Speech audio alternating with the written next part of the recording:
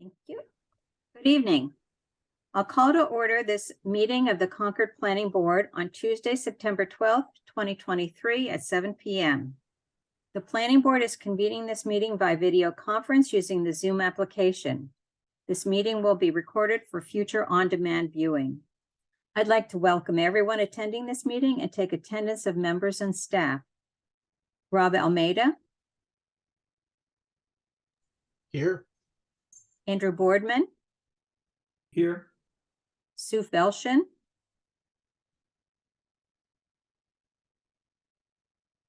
Sue, could you? Can't hear you, Sue. I couldn't hear you. Sue is here? I'm trying to say that I'm There Yeah, you are. no, I can hear you. here. Okay. Okay. Abby Flanagan, Here. Mark Giddings. He is not here. He's not here yet. And I don't think he's coming tonight. Oh, okay, thank you. And myself, Linda Miller, present.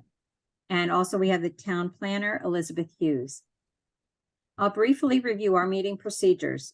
Each vote will be conducted by roll call. There will be public participation during certain portions of the meeting. Those participating remotely wishing to make a statement or ask a question during a public participation period should use the Zoom raised hand function or *9 on a phone and wait to be recognized. Once recognized, you may unmute yourself in Zoom or use *6 from a phone and then speak. When you speak, please address the chair, identify yourself by name, address, and any relevant affiliations, and speak clearly for the meeting record. Comments during public participation are limited to 3 minutes or less, except for extenuating circumstances such as for those with disabilities, and are requested to be respectful. Answers to questions, unless very brief and fact-based, will be deferred for follow-up at future meetings. The board welcomes written comments at any time instead of or in addition to those made during public participation. Written materials for this meeting are posted on the Planning Board section of the town's website. We'll now go to the first item on the agenda. That will be Climate Change Vulnerability Assessment, and we welcome Sustainability Director Eric Sims to introduce this topic and any members of the Climate Action Committee who are present. Thank you. Good evening, everyone. Thanks for the opportunity to speak with you tonight. I know you have a full agenda, so I'll try to keep my comments brief. In a nutshell, I'm here representing the Climate Action Committee. One of the current priorities of the committee is to have the town engage in conducting a climate vulnerability assessment. As you can probably guess, a climate vulnerability assessment explores how the town is vulnerable to the impacts of climate change across a variety of sectors.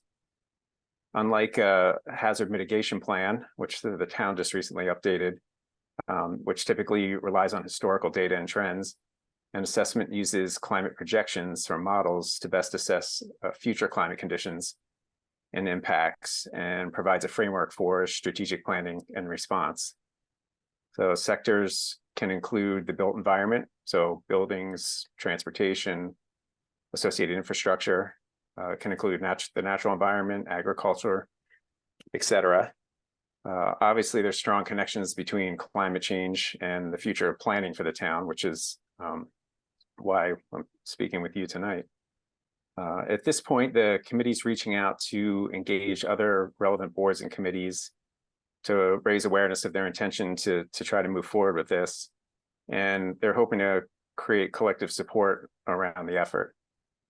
The Climate Action Committee would take the lead, but obviously other interests in town would need to be engaged and involved, depending on the particular effort. The scope and the cost of a climate vulnerability assessment can be fairly large, so the effort would likely be done in pieces. So for example, a hydrologic study of the town might be one piece, which could help inform zoning and development and stormwater infrastructure. Could be a forestry study as part of it, looking at the natural environment and our forested resources and how climate would impact that, or even an agricultural study. Concord certainly has an agricultural component, and how would the impacts of climate change affect agriculture moving forward? So the intention is to pursue external support, look for grant opportunities to help fund this, but we may also consider going to the town for some funding at some point. And so right now, the committee is hoping that the relevant other boards and committees would consider submitting a letter or a statement of general support in principle, because I think they'd like to show that this extends beyond the Climate Action Committee and obviously has a lot of broad impacts. So I think they'd like to show that there's sort of a broad network of support and principle to move forward with this. So I think the documents were shared with you, which there's a background document that was put together by the committee, kind of describing the need to do this for the town, and also a sample letter of support for your consideration. And obviously, if you did decide to do that, it wouldn't necessarily need to look like that, but that was just an example. So again, that's kind of it in a nutshell, and I'm certainly happy to answer any questions you might have about that. Great, thank you. Is there anyone on the planning board who would like to ask Eric some questions or make some comments? No, we're good. Any public? Oh, Sue, were you hoping to make a comment? I'm having trouble hearing you again now. Okay, Oh, there you go. That's fine. I've been having some microphone problems lately. Sorry about that. All right, I just generally wanted to comment that I think it's an excellent idea to engage in this planning initiative for the town, and I fully support the planning board getting on board behind this, although I do wonder why Pepperell in the document. Oh, I wonder why what? Typo, copy Oh, and a paste. type. no, actually, sorry, I was looking. There was Brad actually shared your comments with some of the members of the committee, and I think it was. Sorry, I was just kind of looking for my notes for a second. See if I could find that, I can follow up with you. But there was a response about that in particular. As long as you have a good reason for it, I'm fine. Yes. And Yes. I thought the background document was very good. And again, I fully support these things.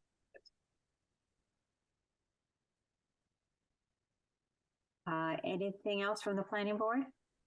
If not, we're happy to take public comment on this as well. Is there any public comment? Yes, Mary Hartman. Thank you, Linda. I'm Mary Hartman, 16 Concord Green. I'm a member of the select board. I'm speaking for myself. I think this is a great idea. My only question is, how much will you integrate with the work that's also being done by public safety around preparing for climate action or climate change and some of the plans that they're putting together as far as resiliency? That's a good question. I think they would certainly be an important component of that. So looking at I mean, there's a lot of these different, I mean, I was calling them sectors, but different elements of the plan that obviously integrate. So, even looking at something like a hydrologic study of the town, can lend itself to things like emergency services in terms of, having a better understanding of where flooding risks are. And their ability to manage that in an emergency, in terms of how they're going to get somewhere, or what particular areas of town might be at a higher risk. But yeah, so the emergency services would definitely be a part of that in terms of emergency response plans. And I think something like this would certainly dovetail with the existing hazard mitigation plan. That would be an important component of it. Thank you. And then there's other things that are happening within the town too, like the integrated water management planning that's happening. That would be integrated into this as well. Right. And even things like a stormwater utility and the potential development of that in terms of, maybe having, resources that could be, devoted particularly to stormwater issues in terms of vulnerabilities and resilience. Great, thank you. Any other public comment? If not, I guess I would just want to thank you, Eric, for bringing this before us. Say that we really would welcome opportunities to design, discover any ways that where we can better align our zoning with our sustainability objectives. And hopefully gathering this information would advance that as well. So I will say in general, I think the committee appears to be very supportive of this. What I'd like to do is perhaps have anyone who has any comments on the written draft that Eric has given us. We can send any comments or edits to Elizabeth and perhaps come up with a draft that we can review and approve at our next meeting. If that would work out for everyone. Does that seem to be the consensus of how we're feeling? Sounds good. Okay, thank you very much. And thank you, Eric, for being so concise. I appreciate it. Thank you for your Okay. time and your consideration. Have a good evening. Thank you. Okay. So our next item of business is a continuation of a public hearing in accordance with provisions of Mass General Law, Chapter 41, Section 81T, and to review the definitive subdivision plan application of EMS development for improvement of a new roadway and for the creation of 4 new building lots at 80X and 1053 Main Street, parcels number 3730 and 3734. And I am hoping that the applicant is here to make a presentation. Yes, can everybody hear me okay? Yes, very well. Thanks, Matt. And please proceed. Good evening. My name's Matt Seppi from EMS Development. And here tonight with Paul Kirshner from Stamsky McNary. We wanted to provide the board and any residents that may be on just an update on our activities to date, what we've been working on since our last meeting, and what some of our current initiatives that we're working on now currently are. So we thought we would go through that briefly tonight to provide the board an update, and then any questions or other feedback we could get, we would open it up to that.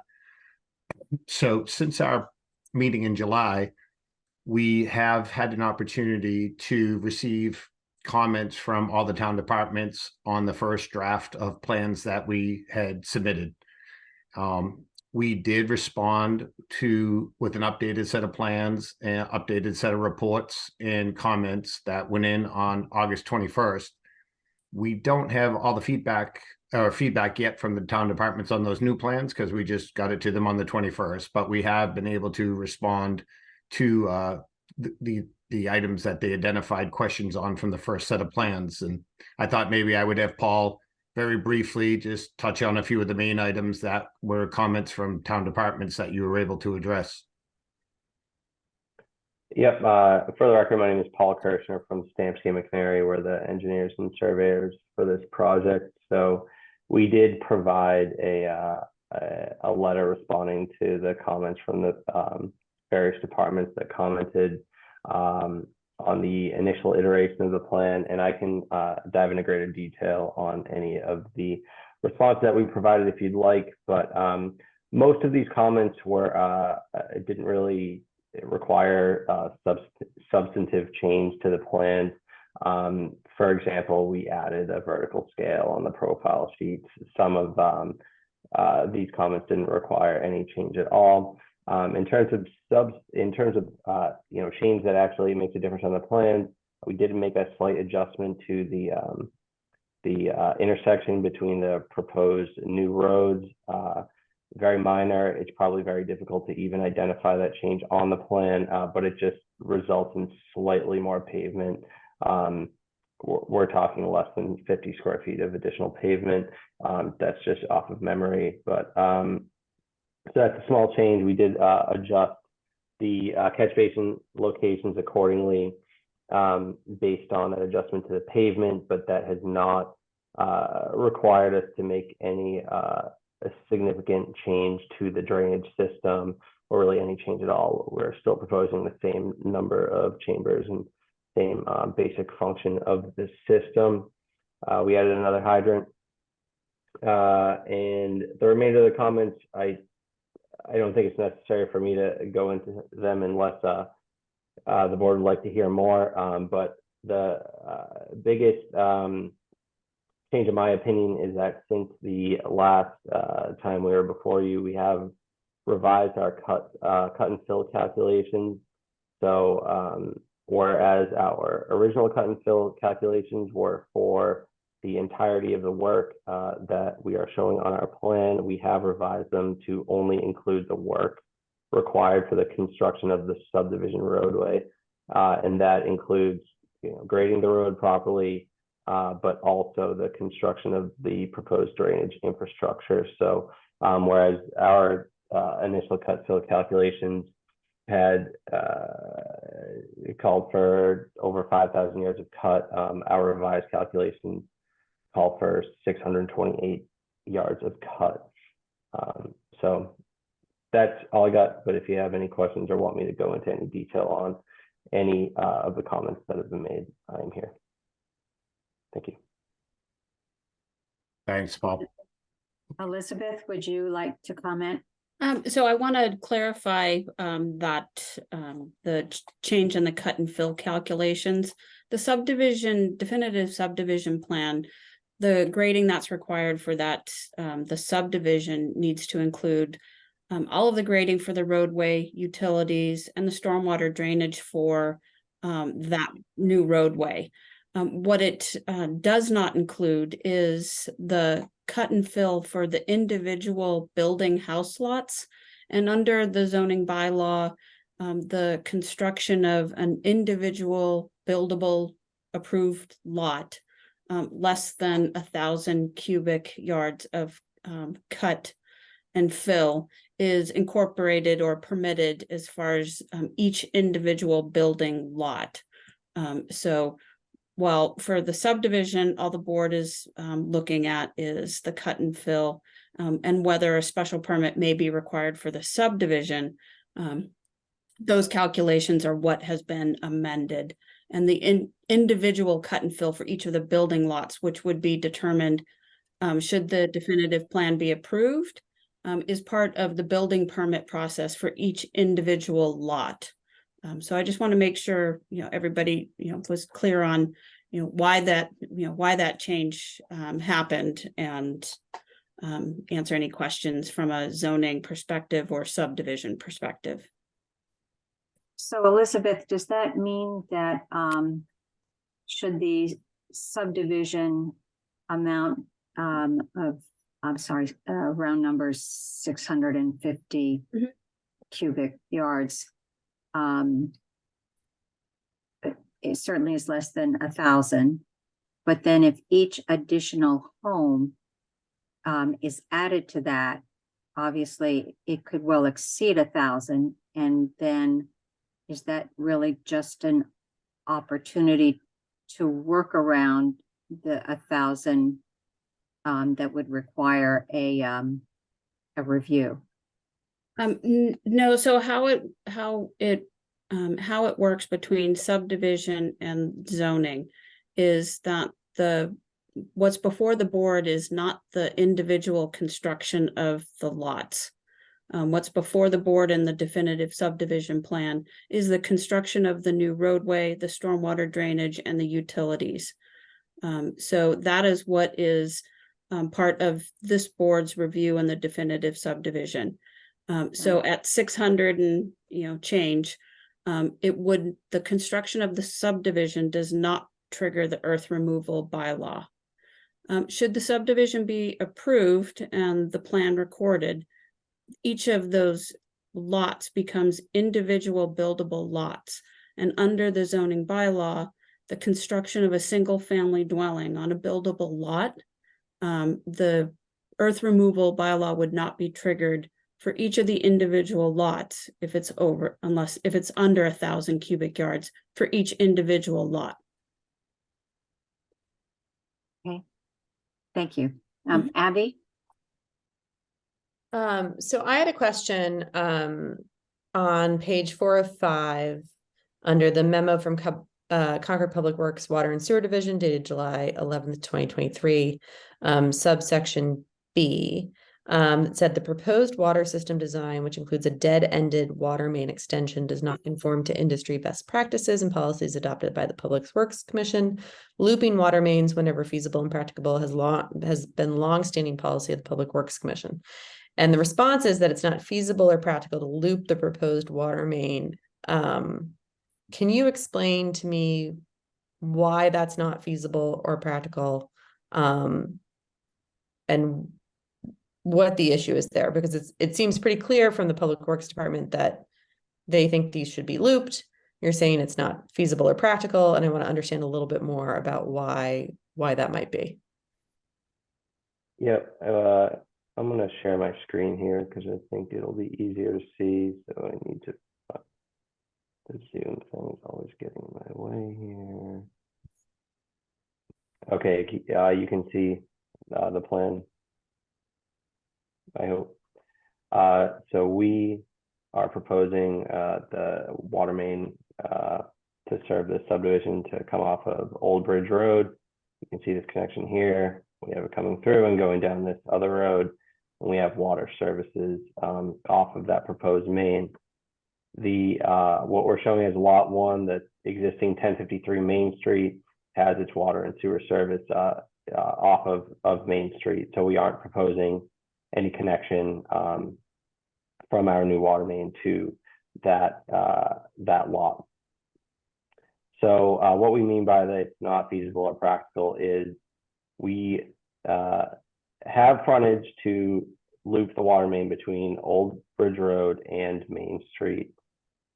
The difficulty in connecting to Main Street is that the water main is located on the far side of the roadway, so we would need to trench across the entire width of Main Street in order to make that connection. Even if we were to do that, at the very least, this lot 3 would need an additional water main extension down Road B to provide water service to lot 3. So there would be a dead-ended portion of the water main anyway, even if we did loop between Old Bridge Road and Main Street. So in order to permit the, well, basically the dead-end water main is unavoidable because of the lot 3. We would need to provide that extension down there anyway, down Road B. What will be required for the water department is we'll need to go before the Public Works Commission to ask them to approve the dead-ended water main. The only way to provide a loop would be to connect through the adjacent Concord Village condominium, which I understand is not feasible. But so I understand why that lot needs to be dead-ended, but it's just trenching across Main Street prevents you from looping the rest of it? And is yeah. that a question of expense or logistics? Well, I can talk a bit. Yeah. That's actually one of the agenda items I had for later on in the discussion, but I can speak about that now. Yeah, that'd be helpful. We originally had proposed to bring the water main off Old Bridge just because we felt it was going to be less disruptive to town residents than going across Main Street. When we submitted our first plans back in July and received comments back from staff, I think Sue might have even mentioned it at our first meeting. Town staff did indicate that if we come off Old Bridge Road, they would like to see a 10-foot wide easement on each side of the water main coming in. So it's going to be a 20-foot wide easement that we'd have to remove all the trees up on the area at the end of roadway A, between the end of roadway A and Old Bridge Road. That is taking down more trees in that area than I anticipated taking because of the increased requirement for a 20-foot wide easement. So I am in discussions now with Water and Sewer to look at the possibilities and options associated with bringing in the water main from Main Street, but primarily doing that just so we could provide less disruptive activity on the portion of land up at the end of roadway A and Old Bridge. I haven't we haven't talked about doing it to Old Bridge and to Main Street to loop it, but those conversations may come up as I continue to meet with Water and Sewer.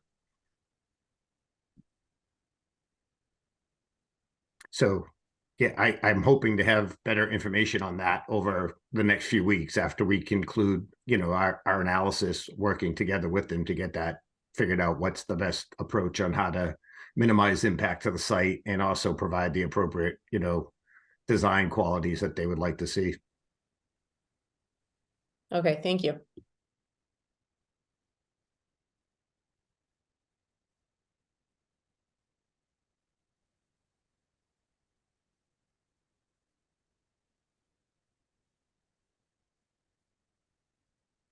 Sue, you have a question? I do. Two questions, actually. First, following up on Abby's question, I'm no water engineer. It seems to me that it's always possible to create a loop. For example, you could go from Main Street, run around the subdivision and go back to Main Street. Is it difficulty that the water department would not allow that? Or is it that you do not consider the expense feasible? That's one question. And my second question is for Elizabeth as to whether the tree bylaw applies to this project. So I'm going to actually, Matt can jump in, but I'm going to answer both. I don't think the Water and Sewer Division, their rules and regs and design standards, that type of loop is something that they would find acceptable. But I think, Matt's very good at taking questions and concerns and issues, and he will be meeting with Water and Sewer, not only about the water main, but also about the possibility for a sewer to all of these lots instead of just two, and what that process may be and when that can happen, because to have the lots connected to sewer significantly changes, the grading of the whole entire for each lot, because then they would not have to have as much earth removal, tree removal for the septic systems. So I know he is still waiting to meet with Water and the team at Water and Sewer to discuss that.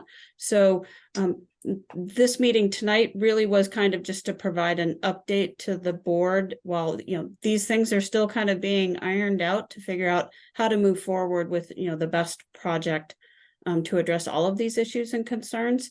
The tree bylaw does not apply to the subdivision. So again, same thing with the zoning bylaw and the earth removal. Any trees required to be removed for the construction of the road, the stormwater drainage, and the utilities does not apply. Once the subdivision is approved, if it's approved and the plans get recorded and the lots become individual building lots, then the tree bylaw applies to each individual building lot. So the applicant will need to, if that difference, the perfect example is the 1440, 1450 Main Street with the subdivision, the difference between the subdivision and the tree removal for the construction of the individual lots, there was a significant difference between the two. And there were portions where you couldn't construct the road without significant grading, elsewhere. So they went forward and prepared a plan that showed, okay, this is the grading that's only required for the subdivision, the road, the utilities, and the drainage, and then this would be the grading required to build each individual lot. So I think you can kind of look at the plan and see, what is required for the grading for just, the roadway and the drainage and the utilities. And then you can kind of see as a house get placed with a septic system, that would be the area where the tree bylaw would apply for each individual building permit issued for each individual lot. And then Thank you. Sue, I know you also had a question about, I'm trying to, Yeah, actually, I forgot, I meant to ask that earlier and I forgot. My question was, a letter was submitted to us asking a variety of questions, so I wanted to follow up on one. There is an item for, does the project affect important wildlife habitat and or outstanding botanical features? Who is in charge of deciding whether the wildlife habitat is important or the botanical features are outstanding? Does that get handled by the natural resources?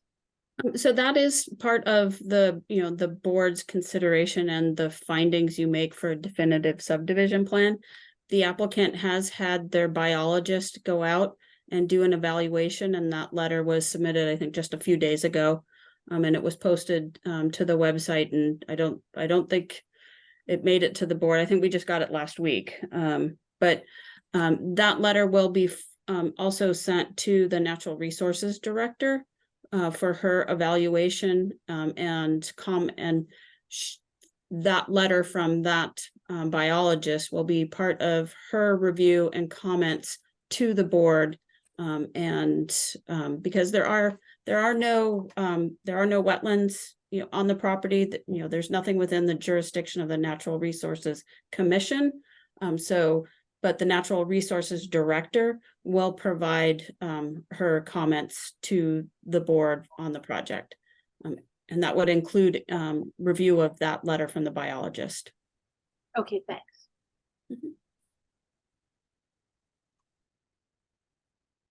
Thank you. Any additional questions or comments from board members? If not, perhaps there are questions or comments from the public. Oh, Elizabeth? Sorry, I did also want to,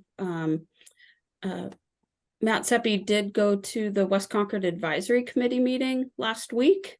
And one item that the committee did discuss was, and this would be part of a future discussion with the planning board, is the requested waivers for the sidewalks.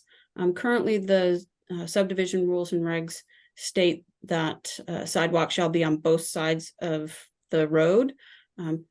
Generally, for subdivisions, I'm going to say for the last 30-something years, that's either been entirely waived or a sidewalk has been required on one side. It's been evaluated on a case-by-case basis for the project and the level of the development.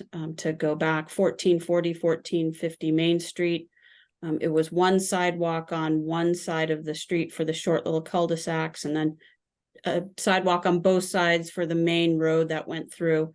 So the West Concord Advisory Committee did discuss that. And I know I've had conversations with the applicant about definitely not any type of vehicular connection between Old Bridge and Main Street. Everybody knows exactly what would happen if that were to happen.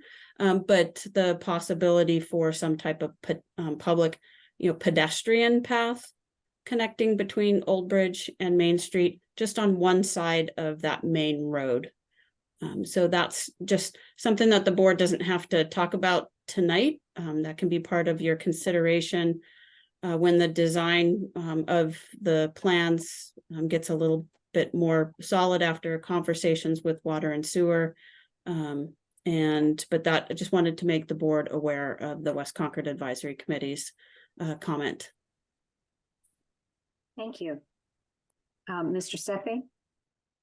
Yes, I just had a few more items. If it's okay, that I wanted to provide a quick update and try to keep it brief, if that's okay. Yes, please. Thank you. So one of them was what Elizabeth mentioned about West Concord Advisory Committee. So thanks for covering that for me. I appreciate that, Elizabeth. I did have an opportunity to meet with Eric, the Director of Sustainability, and we had an opportunity to go over all the plans, and it was a good meeting we had. I learned some I follow the program through the website and so forth, but I had never met with Eric, so I got a good chance to meet with him and learn about some of the initiatives that are going on and see where we might be able to find ways to implement some of those into the project that we're working on. I think from an infrastructure component, him and I felt there wasn't that much associated with the road and what we were doing with the drainage and so forth that we could implement, but maybe when we got to doing individual lots, there were some initiatives that we both felt that we could look to try to get involved into the process at that point. As part of that meeting too, Eric and I, we did go over the Concord Public Works tree program, which I'm pretty familiar with from doing tree mitigation in the past, but him and I spoke about that a little bit. And as a result of that meeting that Eric and I had, I did have my landscape architects come out to the site. We do have identified where the proposed houses could go, so she could see what the current environment was that was at the site in reference to the potential for a tree mitigation plans and program that we would have to do in the future. So she got an opportunity to see what native species that are out there now that are thriving and doing well in the current environment, and also identify invasives and so forth that are out on the site. Maybe, Paul, do you have, we have a plan that we use out on site that we haven't put up on the website that we kind of just use a working copy, but do you have the ability, Paul, to pull that plan up that shows the tree mitigation areas that we've been working on? Yes, thank you. That was good. So just real quick on this is just a working copy that we have that when we go on the site to identify as we do the walkthroughs. But you can see the areas in orange. Those are all areas that would fall within the tree mitigation bylaw when the time comes in the future, if the time comes. The area that's hashed in blue is an area that we've referenced previously, like that's kind of our line of demarcation where there's no work that's going to take place in that area. So you can see a lot of the middle portion of the site where roadway B is and where house box located on lot 4 and so forth. There's not that many trees in that area because it's been previously disturbed through excavation and so forth. So there's not many large trees there. It's a lot of invasive in there. More of the trees are along the perimeter of the property. Along roadway A as it heads out to Old Bridge is a little bit of a clump of trees there, but those have been identified as mostly being Norway maples in that area. But this is just a working copy that I use when I'm out on the site with my different folks on my team to see. We use it to identify which trees could be impacted as we're walking on the site, so we could evaluate that accordingly. Thanks, Paul, for showing that. So I have, as I mentioned, have my landscape architect out so she could get a good feel for things. As Elizabeth mentioned, we did have an environmental consultant and come out as well to take a look at the site. And that report is up on the planning website. He is also very well versed in plantings, native species, invasives, etc. So I think if the time comes, it'd be a good resource and collaborative effort to work with both him and my landscape architect as we would look at doing anything associated with tree mitigation and what type of plantings we would propose to do there to make sure that we got native plantings that could thrive in that environment. And I think the last two things we've generally touched on pretty well on that I wanted to mention was the potential for the water main to be coming in off Main Street. I think we covered that already. Not there yet with final answers or direction on how that's going to go, but we're working on that and going to see what results that may bring. And then also, just for clarification, I don't think I did a good job explaining this back in the last meeting, but the current sewer rules and regulations will only provide us with 2 sewer connections for the site. One for the existing lot that's 1053 Main Street, and then one that is for the larger lot that is 80X. So we're only allowed 2 sewer connections. And as Elizabeth mentioned, I am working with Water and Sewer to potentially go and have an appeal with the Public Works Commission to allow us to try to connect all the houses or potential houses to the municipal sewer system. not an adversarial appeal, more of an appeal to be able to demonstrate to them the benefits to the site and less impact on the site if we're able to connect. So those are two of the main things that we're working on now that we just don't have answers on currently. Thank you. Okay, thank you very much, and thank you for working with the staff throughout Concord. I'm sure they appreciate your collaboration with them. Okay, if there are now any questions from the public, I think Marjorie is has her hand raised. Thank you. Yes, thank you. My name is Marjorie Offield and I live at 260 Old Marlborough Road. I'm one of the abutters against lot 5, it looks like, and also maybe lot 3. I don't speak bureaucratese. What precisely does mitigation mean? Is that a term for cutting? We're talking about tree loss? Elizabeth, would you like to define mitigation as a planner? Sure. So if the question, correct me if I'm wrong, is dealing with the conversation on the tree preservation bylaw and when that bylaw does apply and when it does not apply to the various components of this project.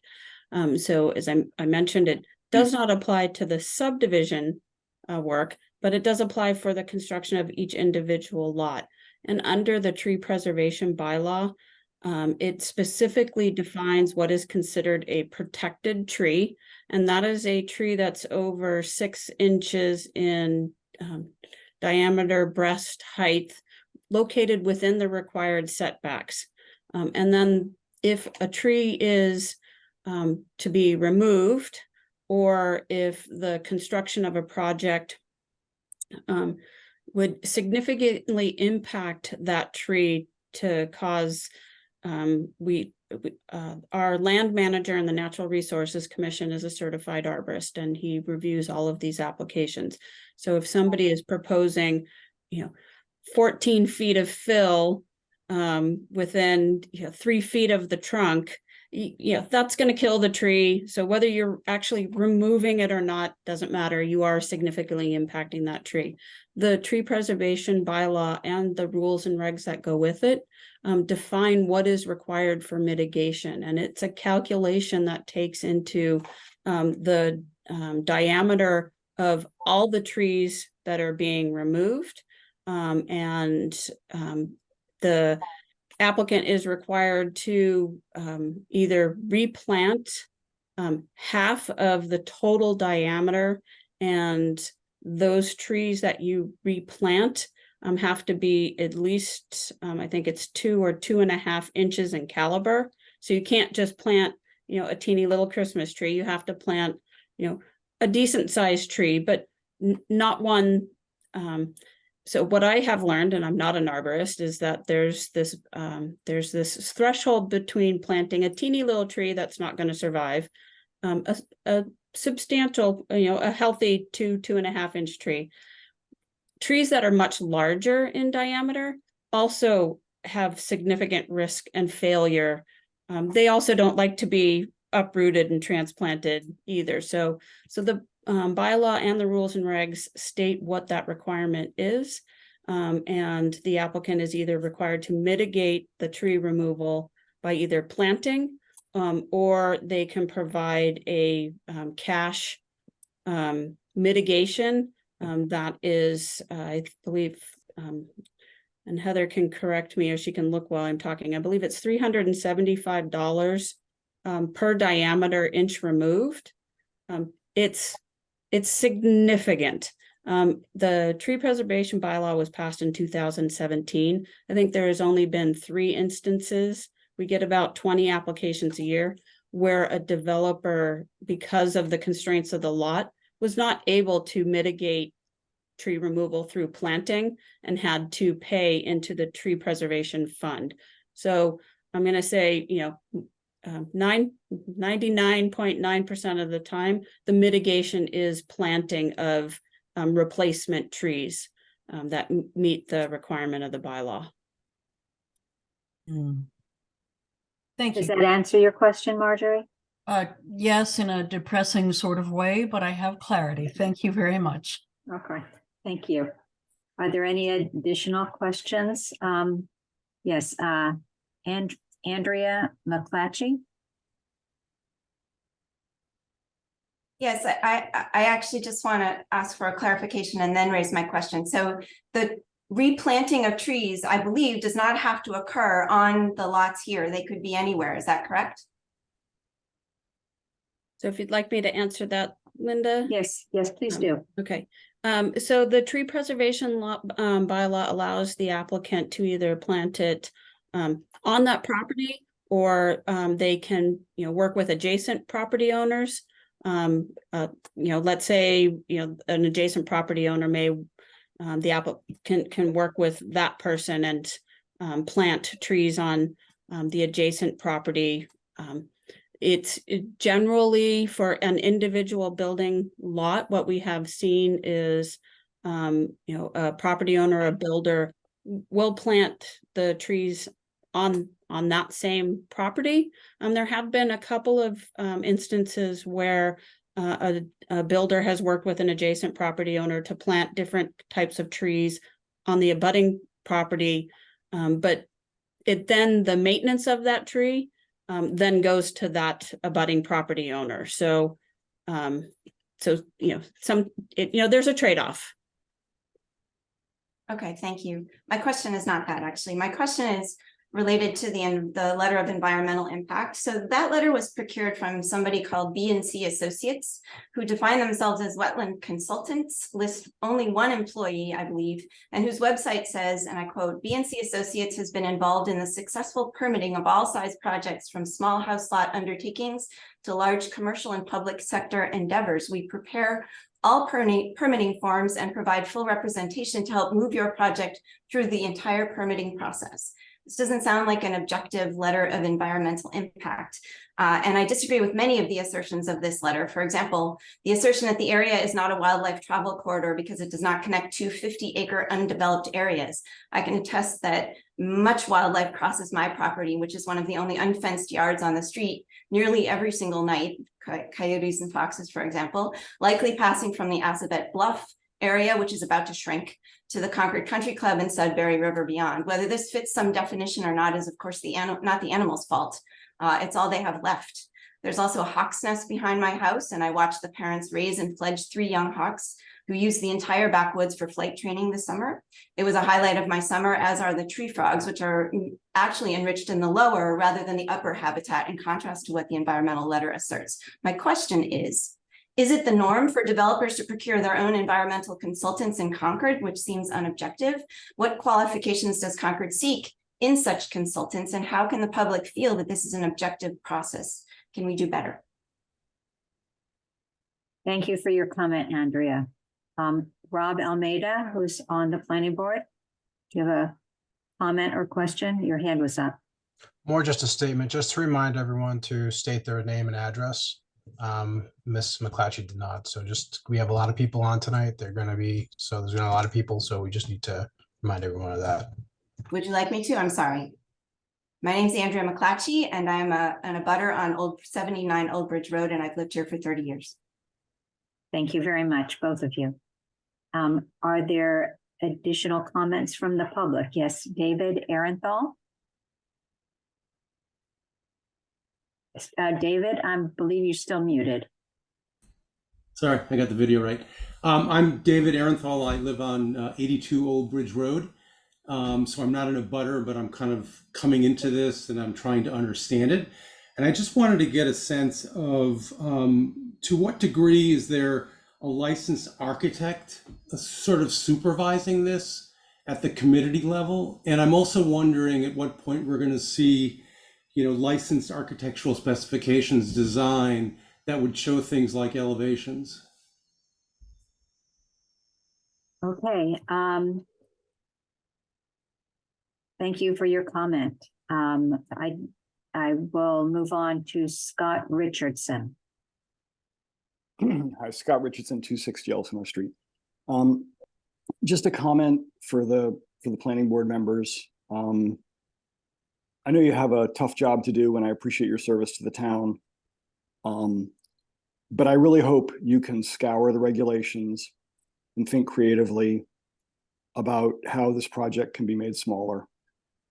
Fewer houses, more preservation of nature, less impact upon the land, more retention of water through natural means. We're living through another tear down, clear cut rebuild of a 5,000 square foot, 55,000 square foot house in my neighborhood. And, you know, we've all seen it before. They knock it down, they take all the trees, and then they plant these little decorative trees around the edges. And it's never the same. The train, which runs through my neighborhood, it's dramatically noisier now because all those trees are gone. So I don't know what we can do, but I really hope that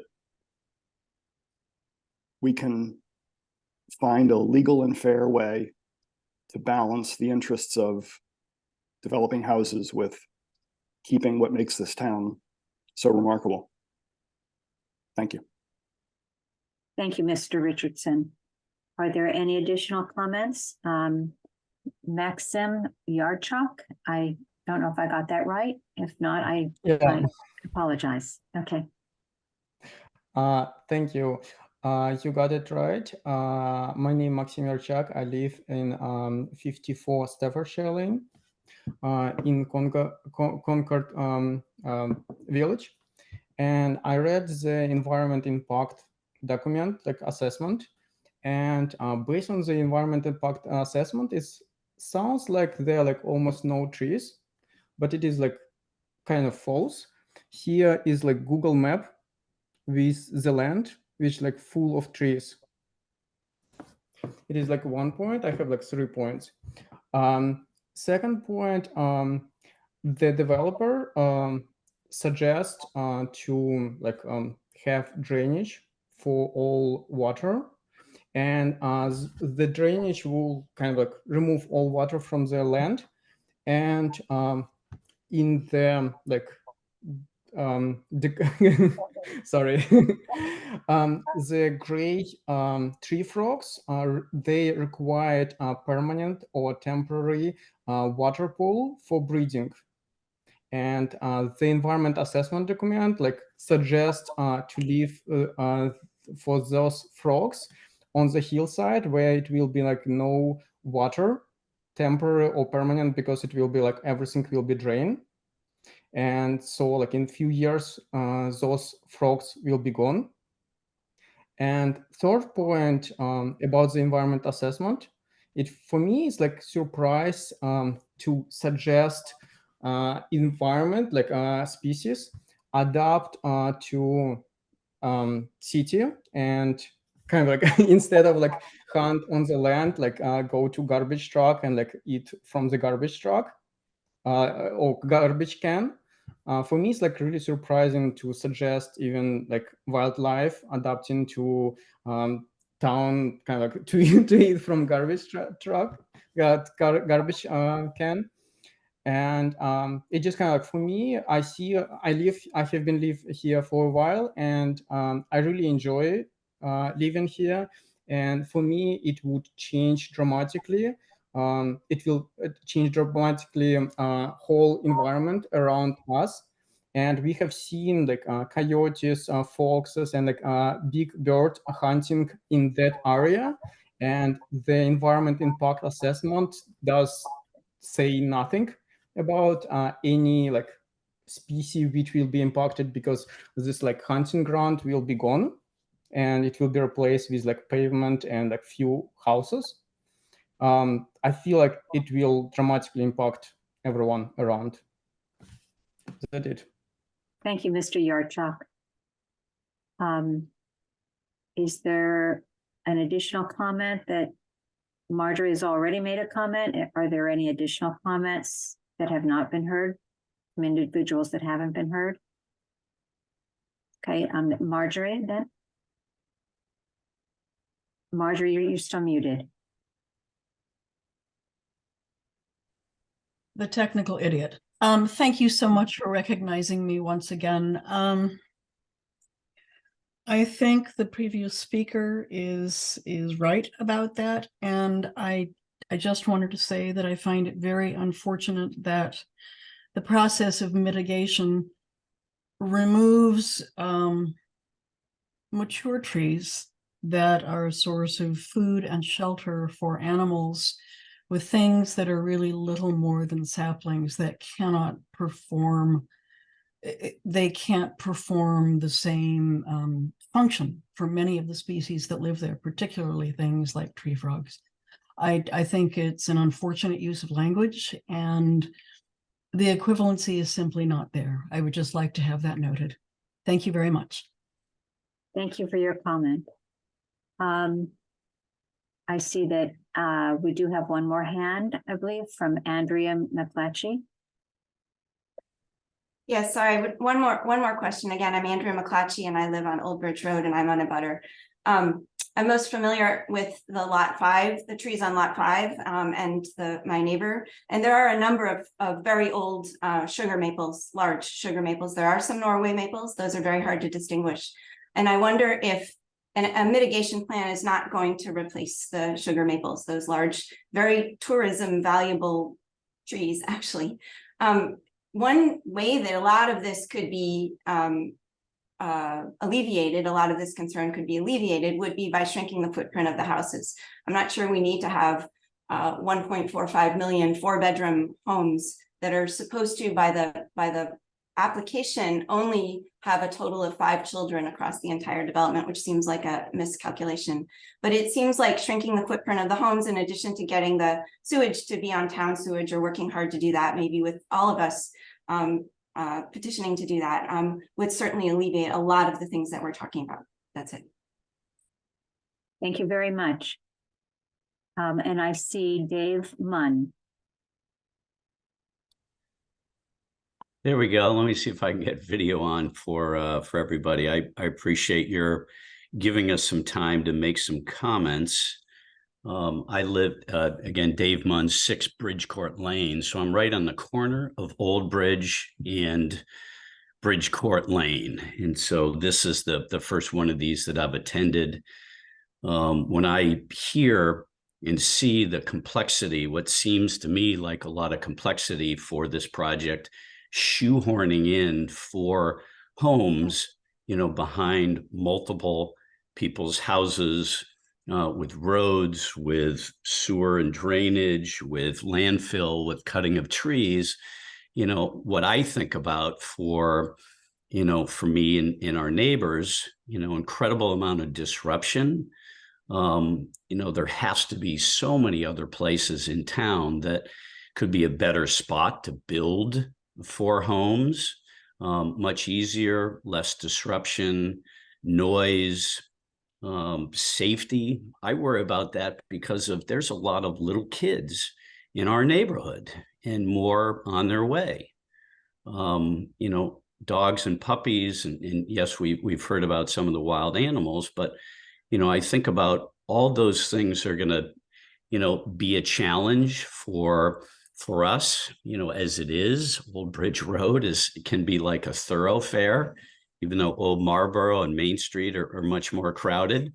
So just even though we're in the back end of things, incredible amount of more traffic, safety concerns, worried about the people in the area. And I just have to think, like Scott Richardson said, so many other, better choices of where, building, and I know the taxes are helpful to the town, but building can take place than this specific spot.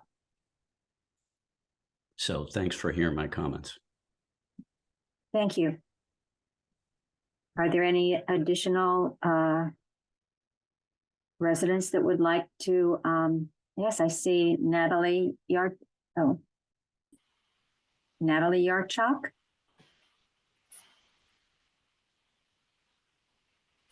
Hi. Hello. Yeah, that's correct. My name is Natalia Yarchuk.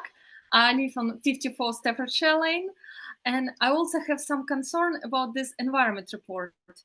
I'm a biologist, and I'm a little bit confused about this way this person conducted the the view how much wildlife live there, because like you know, like you need to put like traps or install camera, special camera, but not just walking around seeing some turkeys and squirrels and saying there is no wildlife there, not enough wildlife there. And also I'm concerned about noise pollution and the road. I have two small kids, and I was wondering if you can make this project smaller, like someone said, like 1-2 houses instead of 4. That's all. Thank you for your input. Any additional comments from the public? If not, I want to thank the developer for updating us on the project, and for everyone who participated tonight, who has an interest in it, for showing up for our meeting and for speaking up and providing comments and questions. So thank you. So at this point, I think we will move to continue the public hearing for this project, the definitive subdivision plan application of EMS development for improvement of a new roadway and for the creation of 4 new building lots at 80X and 1053 Main Street, parcels number 3730 and 3734 to 7:05 p.m. on October 10th. And that we will also request that the applicant grant a time extension to the board to file the decision with the town clerk to October 27, 2023. Mr. Seppi, would that extension be Linda, I think Elizabeth. agreeable? Oh, sorry, Elizabeth. Nope, go ahead. Oh, would that extension be agreeable to you?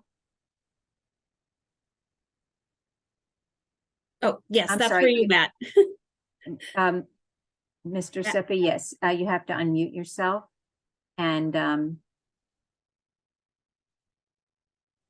Yes, that the extension would be acceptable, and we're hopeful to be able to get a lot of the updates done by that time period. And I will have to just communicate with Elizabeth on our timing associated with that.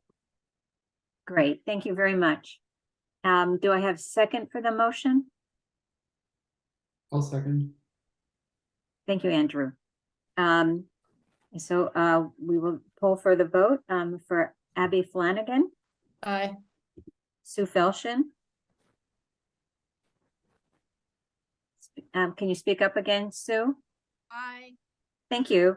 Andrew Boardman, Yes. Rob Almeida, Yes. and myself, Linda Miller. Thank you all. And our next topic will be, Thank you. thank you very much. A site plan public hearing on the application of Crosspoint Associates, Inc. under zoning bylaw section 11.8 for site plan review to demolish the existing restaurant building and construct a new 1-story multi-tenant building with site improvements at 768 Elm Street, parcel 1898. And I will ask if the applicant is available to make a presentation. Good evening, Madam Chairwoman. Mark Bobrowski, attorney for the applicant. My office is in Damon Mill. I'm here on behalf of Crosspoint Acquisitions LLC. Their offices are based in Newton. Tonight, we're going to be making a presentation to you. It's the first of, we hope, a couple of meetings on site plan review. The property is the former Paparazzi's located at 768 Elm Street. What we're proposing there is a demo of the building. We have a demolition delay order from the Historical Commission, so that won't take place immediately.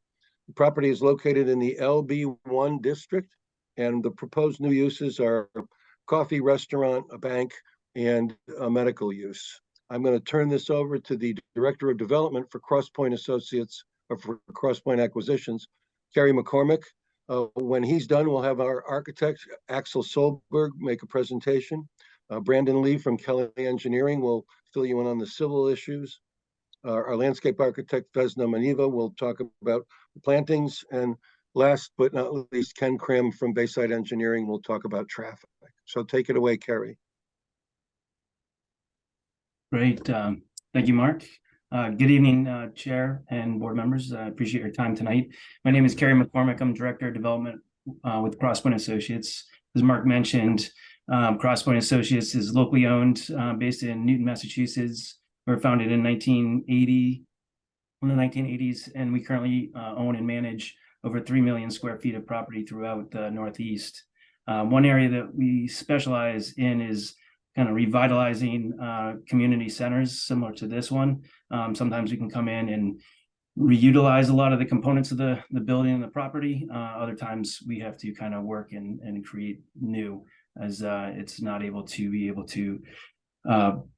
retrofitted for kind of modern use and the uses that are interested in the area. So that is the case in this property, is we're going to look at raising the existing building and building new, because there are a lot of things that are at issue, and we can discuss that as we go through the presentation tonight. So, so just to give an idea, I think probably a lot of people know the location, but it's the former Paparazzi. It was a 240-seat restaurant. They closed their doors over the summer. There's a failed septic system, and it's a tired property. So it's located at the extension of Baker Ave and Route 2, just off that intersection. To the west is the recently permitted Dunkin' Donuts, former Asian Gourmet. To the east is the Best Western Hotel, and then our abutter to the rear, to the north, is the Assabet River and the riverfront and wetlands habitat there. So we can see that the existing property, it's a 5-acre site. Most of it is, or half of it is kind of in built up environment, where the back half is still natural environment. There is really limited landscape on site today. As you can see, most of the area is impervious, which we're looking to change that. We'll get into the details on that as well. This, as I mentioned, the septic system has failed, so we need to look to put in a new septic system, which we'll discuss. The stormwater, there's really no stormwater management or treatment today. None of this stormwater goes off onto the DOT road, but it all drains to the back without very limited or any treatment. And we're going to be modernizing that, and we'll present that to you tonight as well. Our team has had several meetings with staff members, both at the state level and locally. So we've met with Mass DOT, had a preliminary meeting with them back in June, mid-June. And the project, what we're proposing, and what Ken will get into in the traffic side, it was very well received. It's limited impact. There's no concerns from intersection traffic safety and things like that. So he'll kind of get into that detail. But we've already presented to them what we're proposing tonight, and we plan on submitting our highway application permit following tonight's meeting, assuming that everything goes well. We've also had two opportunities to present to the town staff and incorporate their feedback. We've been able to take a lot of their comments, incorporate them in modifications to the plan. So those should be in place to the plans that we're presenting to you tonight. And then there is a peer review request for a peer review, which we've I think it's underway now, or soon to be underway, but there's no comments yet. But there'll be a peer review on traffic, stormwater, and I think overall compliance of the site and the site plans to the town bylaws and such. So, and that's the overview of the existing property and kind of where we are to date. So I'm going to just give a high-level overview of what we're presenting, and then the team can take over and get into some more details on the kind of the property, or the project. So what we're presenting is a brand new 4-tenant building. There's 2 smaller tenants to the left and then 2 larger tenants to the right. That's 15,000 square feet. We have opportunity for patios to the left.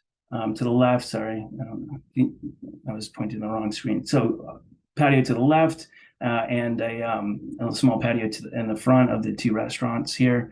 What else is it? Sorry. So the parking has been drastically reduced. It was at 143 parking spaces.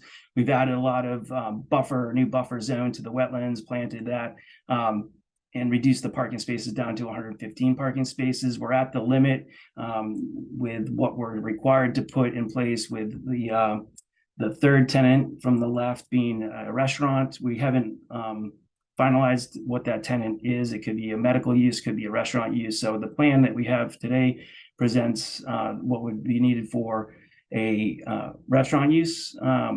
And what we've talked to with our tenants so far, this being more of a vehicular access site with kind of a limited amount of pedestrian, if any, other than maybe adjacent to the site, and bike access is fairly limited as well. It's really going to be a vehicular access site that the parking that we're proposing is really what we need to provide to the tenants to get them to be able to come to this area. I think overall with that parking reduction from 143 down to the 115, we've been able to add a lot of green space throughout the site, both along the front, enhance that area at the side, and even in the rear, where there's already kind of the wetland buffer. We've been able to enhance that and pull the pavement back from that area, and do some wetland mitigation or wetland planting back in that area, as well as some stormwater management features that Brandon will get into. We've overall, I think it's close to 1/3 of an acre that we've returned from pavement or impervious space down to it back into viable either habitat or pervious infiltration zones that will hopefully benefit the environment. Brandon will get into the stormwater treatment that's greatly enhanced with subsurface drainage, the BMPs with the rain gardens and things like that. We've added a new septic system, which we'll talk about, grease traps for all the restaurants. All those will be brand new installations, on-site treatment and management. So nothing is going to be traveling off-site relative to sewer. We're looking at, and Axel from HFA can get into this a little bit about on the building side is the all-electric HVAC. We're looking to incorporate that. I don't think we're required to, but we're going to look at incorporating that into this building here.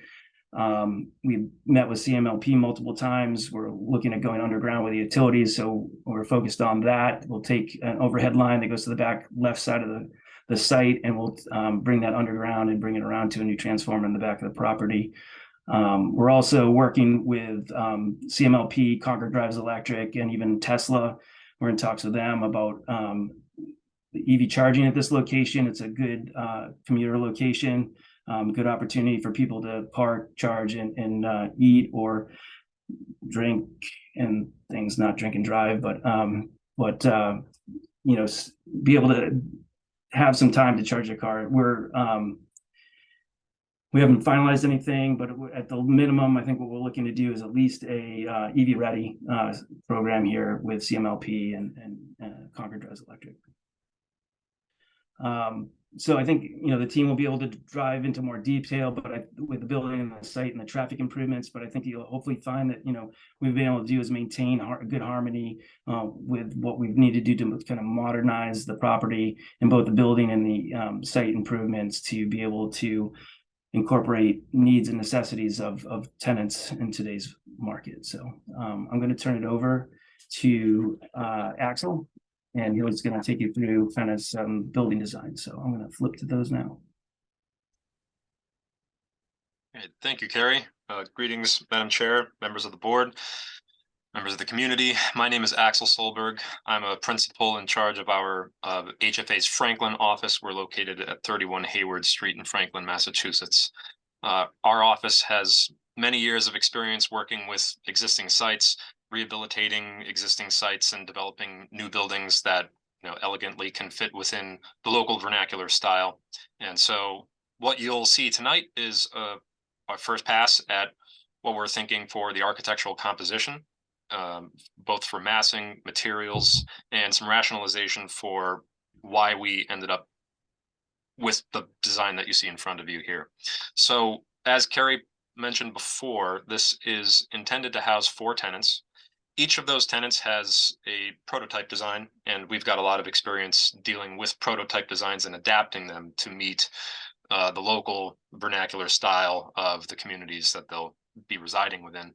So for this particular project, if anybody's familiar with prototype architecture these days for commercial tenants, they're largely boxes with simple ephes skins, not really a lot of design frill. So for this project, given that we are within Concord and of course trying to be respectful of the community and the stylistic preferences that have already been set, embellishing those prototypes with New England stylistic detailing is obviously a low-hanging fruit for design, and so we started there. We approached the design compositionally, looking at massing hierarchy, dominance of forms, classical proportions, use of pilasters and piers, roof rakes, details, eaves, projecting dormers, and gooseneck light fixtures on the facade to provide illumination for the sign band without actually throwing light onto adjacent properties. So those are only downward shining light fixtures, dark sky compliant. The material palette of the building is intended largely to become a neutral backdrop, but the issue with neutral backdrops, as we're all probably aware, is you can end up with too much white. So we have to strike a balance here of creating a material palette that is both neutral and allows tenants to establish their own brand identities without sacrificing the contrast that is so prevalent in this area. So and then the idea of the fabric awnings, the idea here was a neutral backdrop, simple material palettes of stone, trim, clapboard siding, shingle shakes, asphalt roofing. That provides the neutral backdrop. And then tenants have the storefront ribbons and the awning bands and the sign bands to infuse some additional vibrance of color and branding elements into the design without their brand becoming overpowering within the composition itself. So if we could move to the next slide, please, Carrie. So here we see a front-on elevation of the southward facing facade of the building, facing the parking lot and the street intersection. So working from left to right, if you can recall in your minds the floor plan, we've got two restaurant tenants on the left half of this building. The architecturally dominant mass in the center of the composition is intended to house a medical tenant, or could also be a restaurant tenant. And the right end is another retail tenant. And we chose to hearken back to a pre-existing condition of the current structure that's on the site, where there at one point in history was a cupola over the form of the building. And so we thought that would be a nice homage to what used to be there, while preserving some of the historical architectural palette. And when laying out cupolas, they tend to be mostly located over dominant architectural masses. So the justification for all of the elements here is primarily driven by the classical elements that have inspired New England architecture for hundreds of years. So if we could go to the next slide, please, Carrie. This just gives you a side view of the building. And so the intent here is to embellish the front facade, the commercially appealing aspects of the building with gable roof forms, and maintain that average roof height of 25 feet for the zoning guidelines. And then for the back of the buildings, which are largely functional in nature and not really conducive to a lot of aesthetic embellishment, we simply treat those with flat parapet lines, and those become more or less opaque assemblies and serve as functional back of house areas. But we still do dress up the corners of the buildings with piers, wall sconce decorative light fixtures, and we also have a low-lying masonry base that circumferences or encircles the entire perimeter of the building. And then so just referencing back to the description of material palettes I mentioned earlier, we're trying to stay within a more traditional New England architectural palette as a base. So we're using stone masonry, clapboard siding, shingle shake siding to contrast with clapboards where appropriate on the facades, and then asphalt shingle roofing. And of course, all of that will be contrasted with trim details and profiles to create the traditional New England style that we're all very familiar with. And then the awning materials that you see on that previous slide, go back one. These are placeholders for now. As I mentioned earlier, the intent with the fabric awnings is to provide the tenants a vehicle for expressing their brand and their identity. So while we selected colors here that we think are nicely complementary to the overall palette, these colors may change as tenants come on board and finalize their intentions. And then if we could go to the next slide here. So we just wanted to leave everybody with a couple of examples of local vernacular architecture, so that way you can get a sense for where most of the inspiration for the architectural forms and details have come from. Obviously, all of us are very familiar with the area, and so we see this stuff every day. This doesn't really seem like it's anything special to us, but you'd be surprised. I work on a national level, and when I mention New England style architectural design to people, get a lot of questions and blank stares. So I hope everybody here takes a sense of pride in the culture that our architectural palette has around us. I think I'll leave it at that. Yeah, great. Thanks, Axel. Thanks, Axel. My name is Brandon Lee. I'm from Kelly Engineering Group. I think Kerry summarized the existing site pretty well. Just reiterate that there's currently no stormwater management system on site. Currently runoff from the parking areas just slope to the rear of the site and into paved swales that discharge to the wetlands located at the back of the site. We have the Assabet River located to the north as well. Also, there's currently 143 parking spaces on site. Now we go to the proposed layout.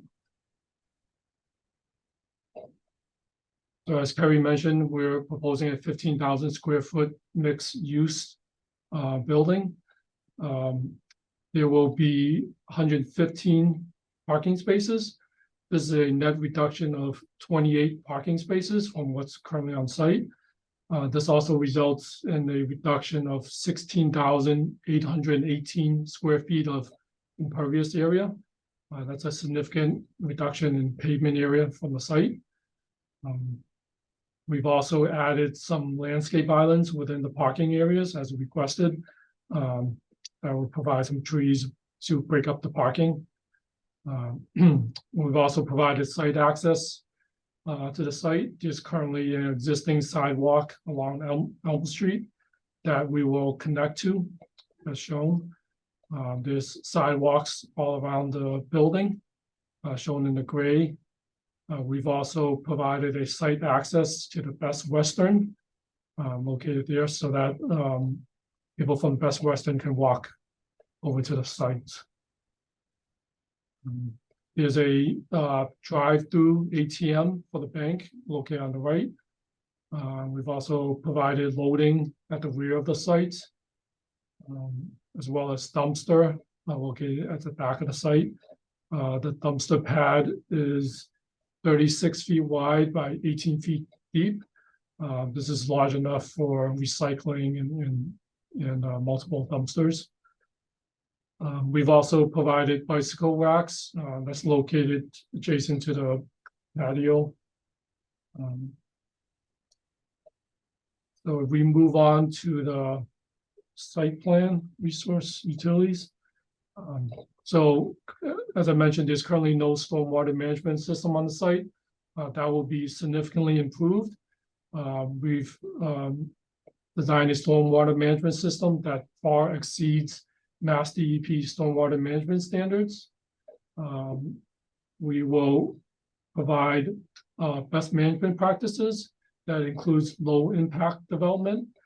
That consists of bioretention swales. There's 2 of them. That one's, yep, those are the 2 bioretention swales, and then the triangular one in the middle is a rain garden. We've also provided subsurface recharge systems shown in the blue. These will recharge clean roof runoff from the building. We've also have hooded deep sump catch basins, as well as a proprietary water quality device. All these proposed stormwater management upgrades will treat the stormwater leaving the site, which provides more than 80% total suspended solids removal. With the proposed recharge systems, as well as the reduction in impervious area, will significantly reduce the peak runoff rates from the site.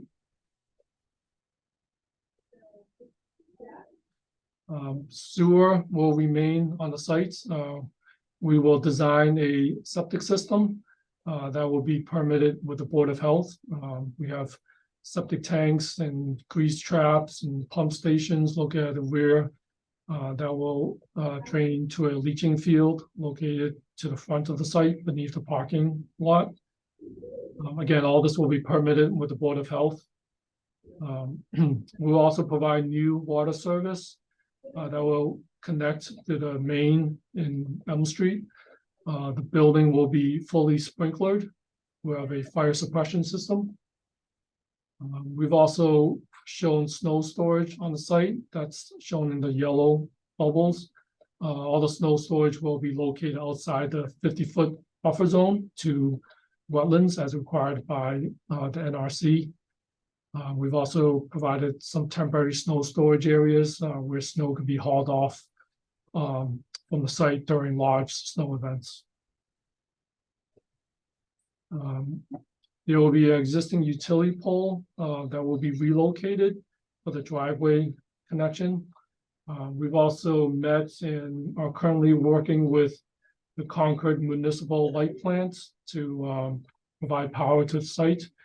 There's existing power on the site. Look at the rear, there's an existing utility pole. Will likely come off of that and to a new transformer located to the rear of the site. We've, as I mentioned, we've met with the Natural Resource Commission. We filed with them and met with them about 2 weeks ago. And we will address all their comments. During construction, the resource areas will be protected. We'll provide erosion control line located at the rear of the site adjacent to resource areas. We also provide silt sacks in all the drainage inlets. And we're also pulling the limit of work further from the resource areas than what's currently on sites. Further from currently is 21 feet from the wetlands, and we'll remove pavement areas away from the resource areas to a limit of 25 feet from the bordering vegetated wetlands. I think with that, I'll turn it over to Vesna.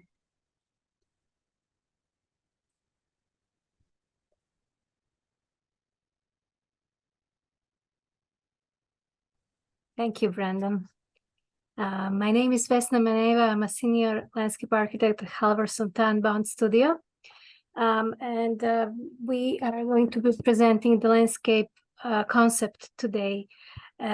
So as previously mentioned, this is a restoration site. So what was previously a huge expanse of asphalt now has a very significant new restoration zone in the back towards the existing tree line and the wetland, where we are proposing a variety of native trees, shrubs, and grasses.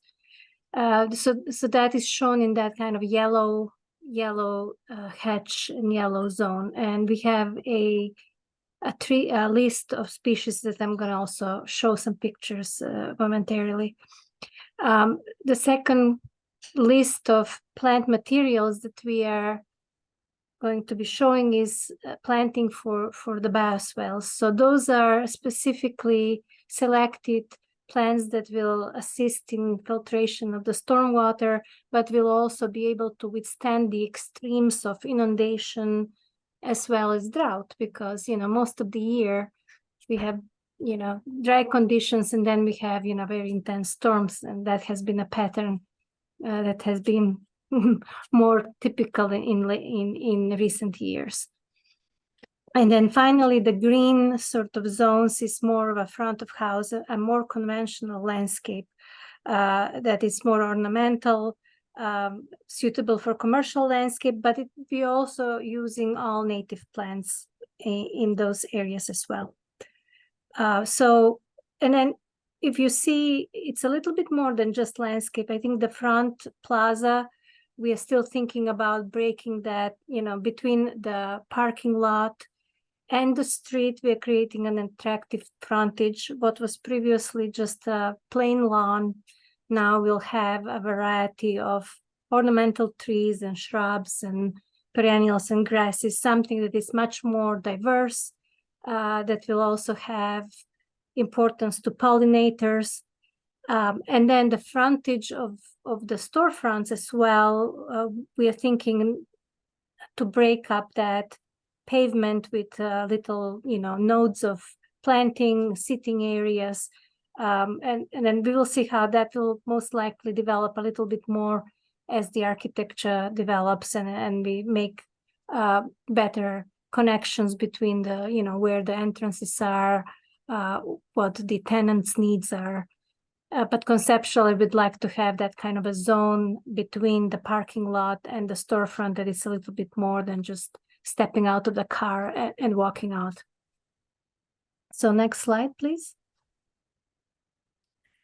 So the restoration areas are the space between the curb line of proposed parking and the tree line. We are keeping the existing tree line. And one thing that you need to that we need to note about this site is that the existing site is actually fill. So it's kind of elevated in relationship to the wetland, and there is like a slope in between. So we are staying entirely outside of that. And one thing that's important when you have an existing tree line is we'd like to create a little bit more interest around the edges. So we are showing some, red oaks and serviceberry, and then smaller shrubs such as the brilliant chokeberry, the meadowsweet, witherrod, and witch hazel, creating some, year-round interest, but also wildlife value. Next slide. And the bioswale materials, as I mentioned, need to be tough. And then these are some plants that we've used on similar projects and installations. We know that they're going to be doing well, and they also are serving aesthetic value, ecological value. Inkberry holly, winterberry holly, Redosia dogwood, and then Joe Pye weed, blue flag iris, and switchgrass are some of the selected plants. Next slide, please. And then the general plant materials, we have a parking lot, and so the trees that go adjacent to the parking lot really need to be suited to urban conditions. And those, red maples, we know that those would do well. Black tupelo and American hornbeam are some kind of more unusual trees that will find a place in our landscape. And then the shrubs that we're proposing are, again, all natives and more natives yet ornamental, the species that kind of look a little bit more neat and not as wild, as woolly as you would put it in a kind of like a restoration zone. Great. So that's it. That's it. And next, Ken is going to talk about traffic. Good evening, Ken Graham from Bayside Engineering. We performed the traffic study for the project. We followed Mass DOT's guidelines and the Executive Office of Environmental Affairs, their guidelines. And the project consists, as Kerry described, replacing the existing restaurant with a 15,000 square foot building with 4 tenants. We did the traffic study. We looked at the intersections on Concord Turnpike with Baker Avenue Extension, and then of course the ramps to and from Elm Street with Elm Street, and there's the Best Western is just immediately east of our site, and the existing Asian restaurant, which soon to be a coffee shop, is to the immediate west of our site. And we looked at the existing site driveways and the proposed site driveways as part of our analysis. Next slide. Currently, there are actually 3 curb cuts that serve the site and a 4th access point, which comes in from a shared driveway with Best Western. Those, that would not meet Mass DOT's access management policies in today's world. which is why you've seen on the proposed site plan that we're going down to two driveways, one at the eastern end of the site and one at the western end of the site. As Kerry indicated, we met informally several months ago with Mass DOT, presented a plan that looked very much like this in a conceptual nature. No red flags were raised with Mass DOT at the time. They explained the process for how the highway access permit process works, which we are well familiar with. And as Kerry indicated, we expect to file shortly with Mass DOT to kick off that process. So as part of our study, we did new counts in May of this year at those study area intersections. We looked at the weekday morning, weekday evening, and Saturday midday peak periods. There we counted traffic on Elm Street, just east of the ramps to and from the Concord Turnpike, both on a weekday and a Saturday, and there were 3,600 cars per day on a daily basis, and a little bit less, 2,500 on a Saturday. We assessed crashes, and there was no significant crash history found, with the exception being the intersection of Concord Turnpike and Baker Avenue Extension, which is currently on Mass DOT's Highway Safety Improvement Plan list for data based on from 2018 to 2020. A road safety audit was performed, and that is a limit of what we know. There is no immediate public transportation in the vicinity of the site, but Concord is served by two MBTA commuter rail stations. So we have our existing conditions. We looked at the future conditions. We contacted Central Transportation Planning staff to see what their model had for growth. And it ranged from 0.52 to 0.72%, depending on the roadway. So we used a conservative 1% compounded growth rate for a baseline. And we contacted the planning department to see if there were any other specific projects in the immediate area that we needed to include. And the project was, of course, right next door, 794 Elm Street. And we got the traffic study for that project, and their project numbers were included in the projections. Can we go back one slide, please? So we looked at the four uses that are currently contemplated. A medical facility, a walk-in bank with an ATM, what's called a proposed fast casual restaurant, and a coffee shop without drive-through window. And we used data compiled by the Institute of Transportation Engineers for our traffic generation projections. And you can see the data that is summarized there. And the total trips on a daily basis projected, if this were a brand new site, is approximately 2,400 on a weekday and a little less, about 2,160 on a Saturday. There's not new trips because when we did our counts, paparazzi was still in operation, and based on the data we collected, paparazzi generated roughly around 500 trips a day already.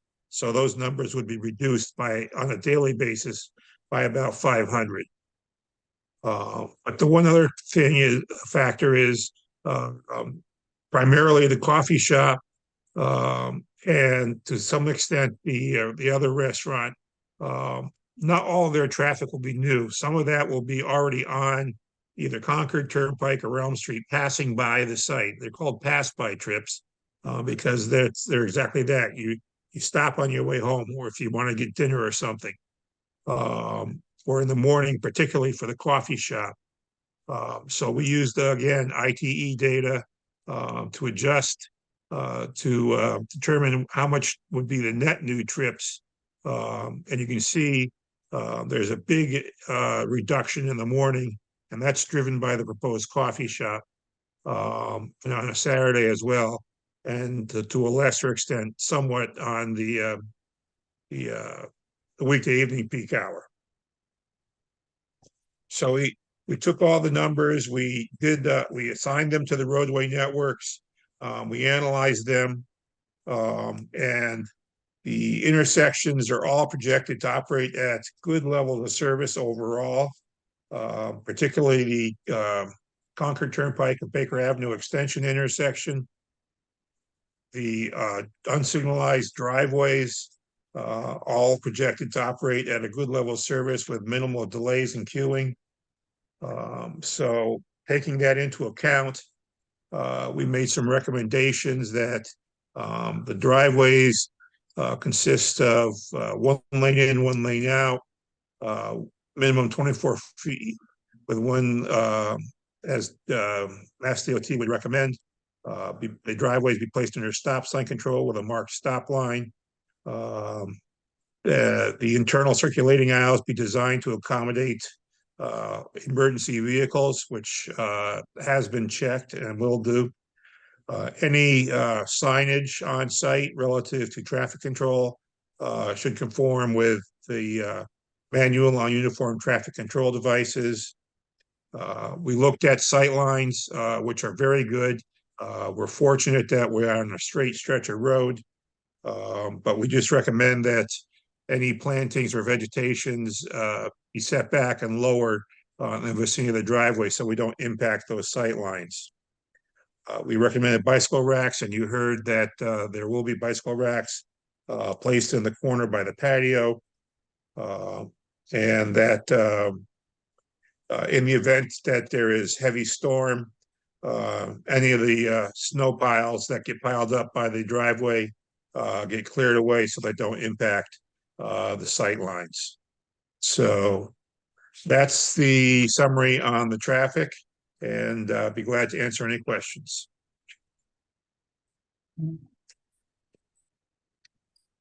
I think that concludes our presentation. So yeah, we would welcome any questions from the board or the community. Yes, thank you. Why don't we start and see if there are questions from the board? I'm trying to. Okay, let's start with Sue. Sure. So first of all, this is not exactly a question. I'm so sad that we haven't updated our zoning, which requires a maximum height of 25 feet and a very large front yard. This building could be so much more environmentally efficient if it were 3 stories and could possibly even incorporate mixed use with housing. But that ship has sailed, and that's on us. I do have a couple of comments, or questions, depending on how you take them. First of all, it seems to me that the useful uses of a roof are either solar panels, a green roof, a roof garden, or HVAC. And I'm not really seeing any of those uses presented to us tonight. So I wonder how you're planning on making use of your roof in a good way. And my second question is, I recall us discussing in detail whether or not we would run into queuing problems on Route 2 eastbound with the newly permitted Dunkin' Donuts in the morning commute. And I see another coffee shop proposed, and I wonder if when we add that traffic in, we will run into queuing problems in the left turn lane on Route 2 eastbound. So those are my comments and questions. Thank you.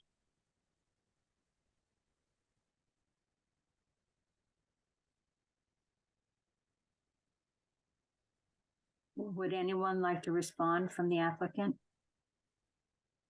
So I think that we can handle the questions regarding the roof structure. So the roof structure will be modern and be able to incorporate some level of solar, but with the pitch roofs to incorporate the architecture, and then the number of rooftop units to provide heating, cooling for the tenants, the roof will be limited. We have worked with number of solar providers throughout the area. We have solar in our shopping center in Framingham. We're putting new solar on our shopping center in Natick.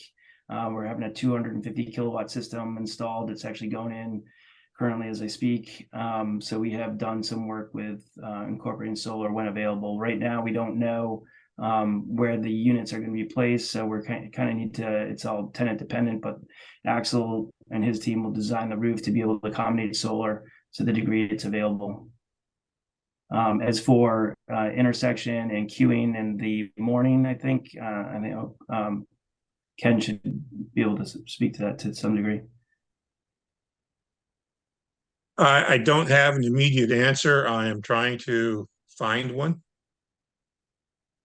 Okay, well, perhaps we can come back to that. Sue, did you have any follow-up questions? Not this time, no. Thanks. Abby? So I had one comment reminder and one question. So first, the Best Western that's been referenced a number of times is no longer serving as a Best Western. That's transitional housing for the Commonwealth. There are 25 families that live there. I think it's important to recognize that there are residential abutters to this property now. So anywhere between 25 and 30 families are in residence there at any given time.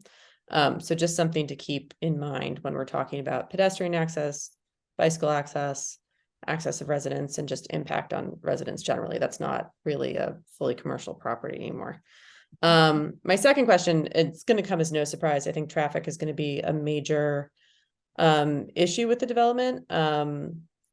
We talk about minimal delays in queuing. I can say from firsthand experience, the delays in queuing often extend past the gas station in the evenings accessing Route 2 there. So I do have concerns about additional traffic. And my question is, in the traffic study, it references walk-in bank, but the plans denote a drive-through ATM. And I wonder if the calculations shift, given that it's not just a walk-in bank, that you're also proposing a drive-through ATM, and how does that impact the traffic study? It doesn't impact the study at all because the ATM is not considered a drive-through lane, because a drive-through lane is a lane where there is can't think of the right word I want to use, but you talk to a teller, you put your money in a tube or your check, and you sit there and you wait and you do an actual banking transaction with an actual banking person in the bank itself. Okay, so in terms of calculating the traffic impact, it's only if you're doing a banking transaction. It's not the fact that there may be more cars because you can drive through and not get out of your car to make a banking transaction. I would just think, logically speaking, that, it's like I use the ATM in the center of Concord because I can drive up to it and not get out of my car and keep driving on my way.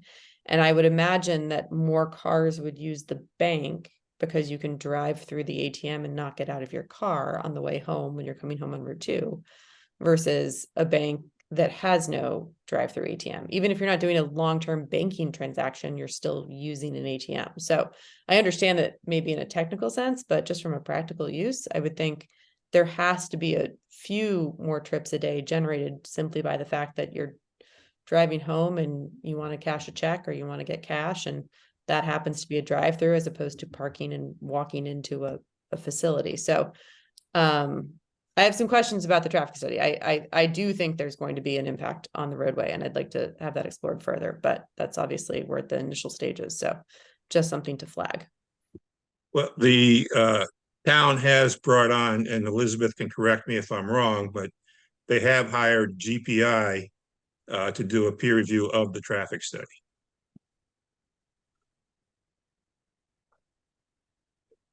Okay. Elizabeth, would you want to comment here? So I was just looking, and it doesn't have to be answered now because I know there's going to be a lot of additional information that's going to be submitted. I see Attorney Bobrowski taking lots of notes.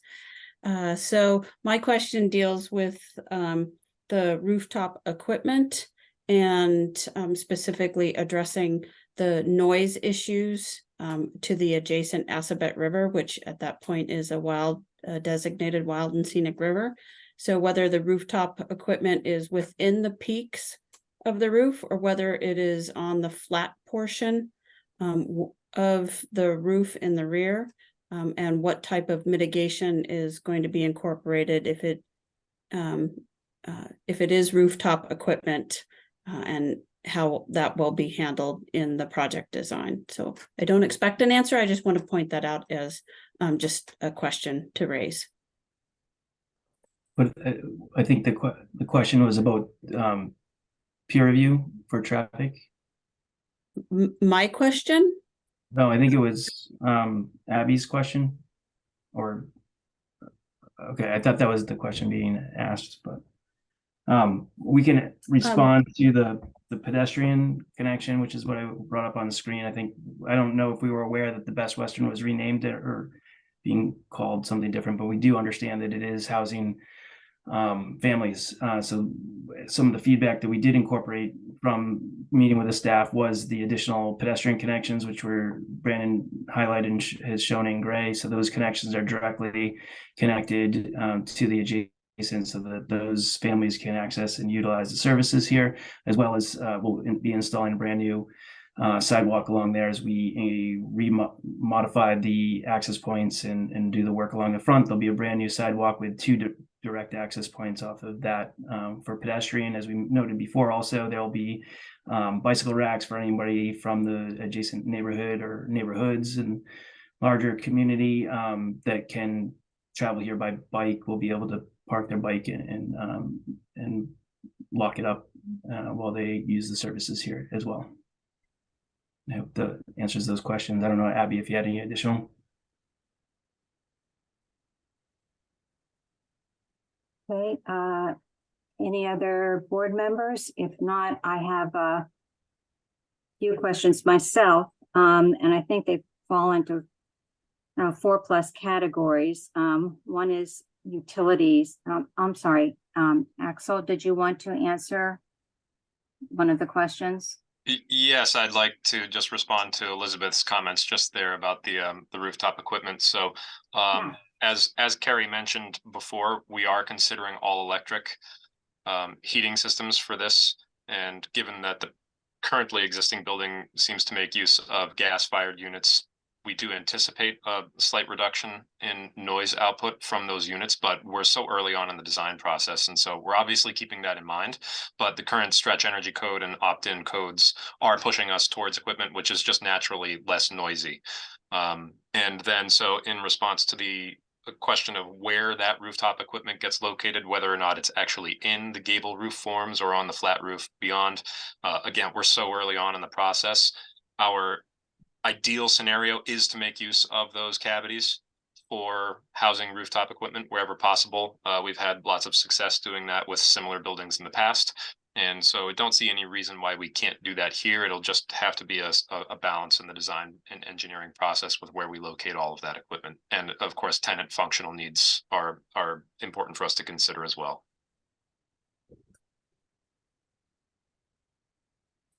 Thank you. Again, I have questions in a number of categories. I would say utilities, parking and circulation, traffic, site elements, and then maybe hypothetical issues.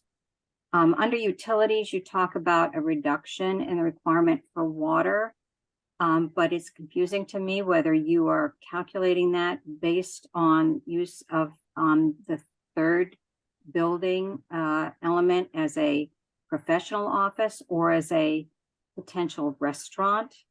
And if you use it as a 60-seat restaurant, would you still expect a reduction in use of water? And secondly, in terms of water use, are you planning irrigation for your landscaping?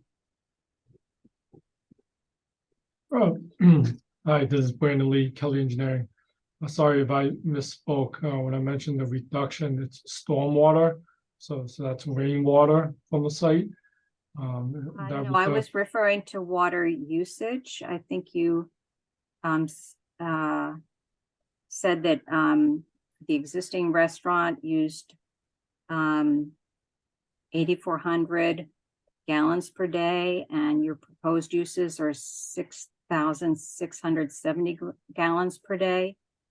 But my question was, does that assume a restaurant or a professional office in that calculation of water requirements? And does it assume any irrigation? Sorry, I didn't mean anything to do with the stormwater at that point. Yeah, the 6,670 gallons per day for the proposed use, that assumes that the medical use would be a restaurant. So that's kind of the maximum requirement, right? So if it was the medical, it's a lesser water usage. So that's 6,670 gallons per day. That's for the coffee shop, fast food restaurant, a sit-down restaurant in the bank. Okay, but that's less than the existing paparazzi. Yeah, So, the existing paparazzi had you pull it up, it had a lot of seats. So the water usage calculated is based on the number of seats. So the proposed restaurants are much smaller. I'd have to find, but it's something like over 200 seats in the paparazzi. right, 240, It's I think you 240. said. Yeah, Yeah, and then the okay. proposed fast food might just be like 30 seats, and the other restaurant might be about 60. And are you assuming irrigation? No, that does not take into account irrigation. And are your plantings going to require it or not? I think the irrigation would be utilized in the front where it's more of the parking type plants, but obviously the wetland plants and the buffer would not need to be irrigated. Okay. And can you discuss somewhat the septic system and its relocation and rationale for that?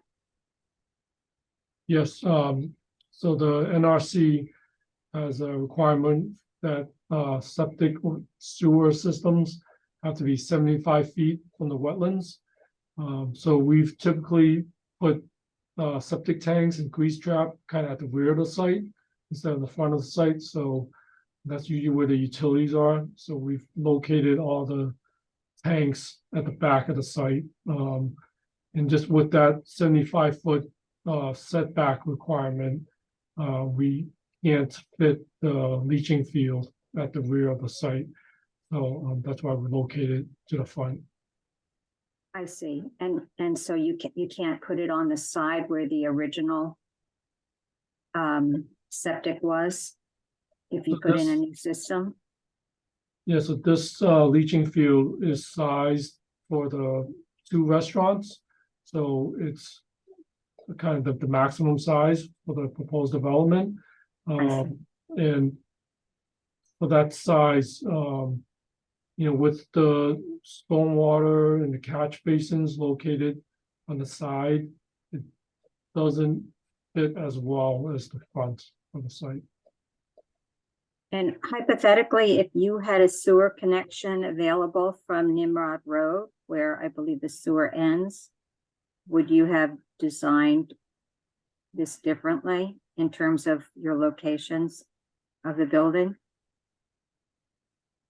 I can't speak for Crosspoint, but I think if there was available sewer that we can feasibly connect to, I think that we would take advantage of that if that was available.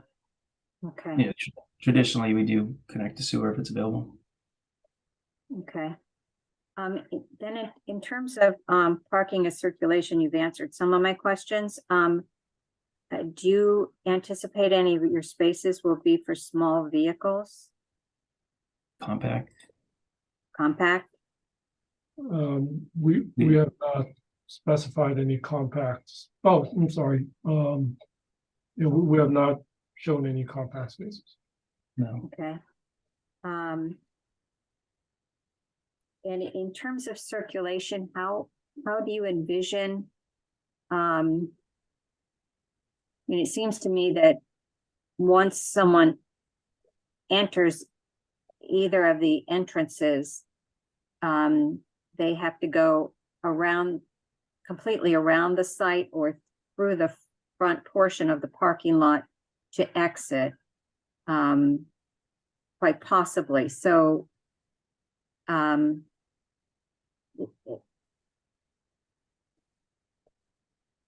guess that's just the way it's going to be, or do you have signage or one-way?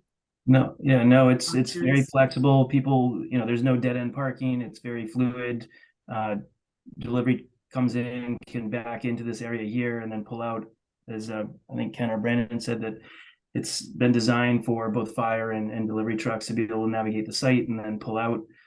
There's again no one-way traffic, so there's no dead ends, so people can come in, pull out, and if they're wanting to head this way, they can get out and travel westbound, or they can exit out of this egress ingress point and head to the intersection and head eastbound on Route 2.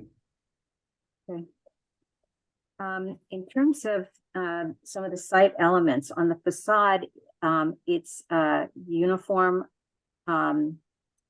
and there are no setbacks or differentiation between the various buildings. Would you consider making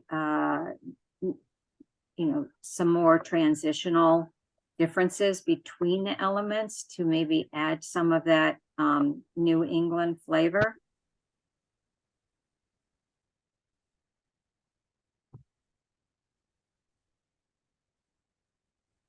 Just a thought. And then on the east and west facades of the building, you wrap around just, sort of maybe a third of the building, if that. And I understand, but it seems to me that given that you have a lot of people parking all around the building, just the visual element is rather bleak at those points. I'll just leave it there. It also seems to me that you are using in terms of the drive-up window. I wasn't quite sure why the circulation was the way it is, but it's by the time someone reaches the drive-up window for the ATM, they're sort of out of sight of the bank, which seemed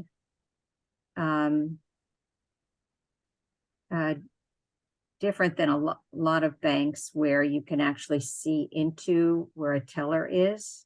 And I wondered. That's what I think Ken was speaking to. It's not a drive up necessarily window. It's an actually drive up ATM, which is different. I see. Okay. And in some of the documents we saw, you did have seating in the patio areas, and in other documents, they're not there, and it's a little difficult to assess what that would look like because it's somewhat inconsistent. But I guess perhaps you will be refining some of your plans as we move along. Yeah, I think the landscape traditionally has more of the seating shown, so that those would be the plans to look at for kind of seating elements. Right, there were just like 3 tables stuck in the middle of the other restaurant right out front, and it looked a bit stranded. Yeah, they're limited. Obviously, with the side landscape, we've been able to create a nice seating area there. We pushed this sidewalk. We made this, I think it's close to 20 foot of sidewalk, I think, Brandon, which is pretty substantial. Typically, you have maybe about 7 feet of sidewalk at the most. So this is a pretty luxurious sidewalk that we've been able to create here. I think you can fit a little bit more. Again, this is going to be dictated a little bit on the tenants' needs. We've shown what potentially could be here, whether it slides a little bit, but this is their front storefront area, and they're kind of, that's their space. So whether it bleeds a little bit over left or right, just based on their standard prototype, that's it. It's different. It's a little more limited than obviously the coffee shop on the end. Okay. And you've showed us a number of cut sheets of your lighting, but how, again, maybe this is dependent upon the tenants, but how many hours of the day do you anticipate all of the lighting would be used? maybe you can give us some ideas. I know they're black sky compliant, but I'm not sure, at 3 a.m. if everything's still all lit up. It would be interesting to know sort of how you view the lighting plan. Mhm.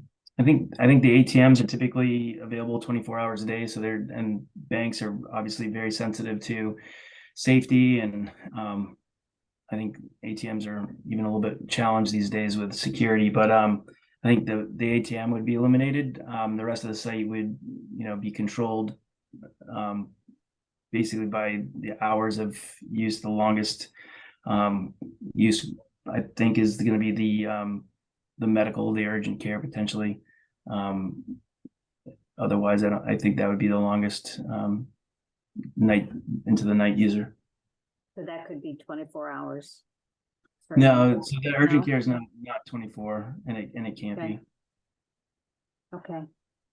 And in terms of the traffic study, you haven't taken into consideration the potential development at 300 Baker Avenue of a 200-unit multifamily unit.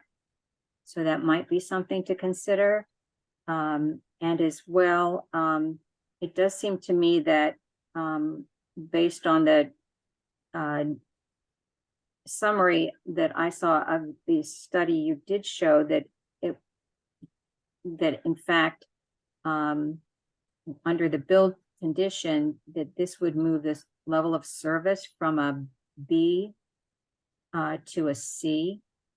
And so I think, yes, we want more information on the traffic study, but I believe that Elizabeth is pursuing that as well. And then finally, there's a hypothetical I'd like to ask, and that is that the town is currently developing mapping and zoning to comply with the MBTA communities law, and that some people have suggested that the property that you're developing might be included under that overlay zone to permit by right multifamily housing. What would be your thinking about the development of this property should you be included in that overlay zone? We are pursuing. We don't currently own this property. We have it under agreement, so we are at lease or going to lease with 3 out of the 4 tenants. So that's been pushed pretty far along. And once those leases are in place, those are 20-year leases. Once those leases run out, if things change and it's overlay and there's an opportunity for multifamily and additional density, then at that time we can look at it then. Okay, thank you very much. Elizabeth, you have some comments, questions? Again, one of the items that I would like to meet with the applicant offline, we don't have to do this now, is I have some questions and issues with the photometrics plan, where it's showing increases in lighting levels where there's no light fixtures, and it's showing really low lighting levels where there is a light fixture identified. And also the zoning bylaw does not allow light to extend off the property from the project. So back shields on some of the perimeter lights may need to be also incorporated. But so I'd like to just set up a meeting with the applicant's team or your lighting professional to kind of go over some of these specific questions that I have. Okay. Thank you. And I think I see Mr. Solberg would like to comment. Yeah, thank you, Madam Chair. I just wanted to make sure I fully caught one of your comments. I was typing furiously, but couldn't capture all of it. You mentioned some or considering some additional New England style elements somewhere, and I couldn't recall if that was on the site or on the building. I caught the part about the east and west facades and wrapping the embellished detail further back. Right, and the other was really having I don't know what the proper term is, setbacks as opposed to a uniform sort of frontage on the building, so that it mimics individual properties as opposed to one straight line. I think that's what you've incorporated in a lot of the precedent images, that you have that sidewalk street line, but it's separated by the different architectures, different color, different features and things like that. I think that's what we've tried to incorporate in. I think actually you're even talking about potentially having some of the pilasters and columns step forward a little bit, that maybe have some of that relief I think you're looking for. Yeah, and so I can, as Carrie just stated, we tried to do that with the roof lines and the architectural massing when you look at it in elevation. And there will be some plane changes which occur at piers and pilaster details. And so there will be also some level of depth where storefronts are set within the wall. We usually build in a little bit of a recess to build in a shadow line. The idea of actually physically jogging the footprint would introduce more corners into the foundations and drive costs up, and would reduce the flexibility of the building in the long term should some of these tenants change out. So when we develop commercial retail spaces, we tried to develop the footprint with the future in mind, thinking years ahead, where if say two of the smaller tenants end up merging or vacating, and then one larger tenant takes those spaces, we like to make sure that the facade is as flexible as it can be, so that way any potential adjustments later don't require a wholesale renovation to the structure. So hopefully that answers the question, but we by all means are trying to simulate that effect of the New England style kind of buildings juxtaposed to one another with various identity elements and things like that give it a unique character. That's very interesting. Thank you. You're welcome. Any additional follow-up questions from board members? Not, I'd like to open this to public questions and comments. I see first is Michael Dettelbach. Hi, sorry, my camera's not working. Please go ahead. Yeah. Oh, there we go. Oh, there you are. Michael Dettelbach, 89 Assabet Avenue in Concord. So I guess we're abutters, but we're across the river, directly across the river from the current Paparazzi and Asian Gourmet site. And so I have some questions and some concerns. First, I thought I heard the landscape architect say that no trees would be removed in the rear of the property in the course of this. So I just want to make sure that that's the case, that I heard that correctly. And that the new parking that's back there would not eat into the tree line at all back there. Second, I had questions about, it sounds like the applicants are fairly far along in lining up tenants. And I'm wondering what counts as a fast casual restaurant and what might be going in there. I too have real questions about the traffic, especially if that's an urgent care facility operating at all hours of the day. That's going to get a lot of traffic. But also if you've got two restaurants plus the Dunkin' Donuts in there, that's going to go in there. I don't see how you reduce the traffic. Also about the sidewalks, that sidewalk is currently used as a bike commuter route. It's the way that people from Assabet, Grove Street, Barrett's Mill cut through currently to get to the West Concord commuter rail across Baker Avenue. And so the curb cuts there need to be such that bikes can ride along that sidewalk, because at rush hour, that street is completely blocked up with traffic. Elm Street is completely blocked up with traffic. So bikes have to ride along the sidewalk there. So I'm just letting you know that. And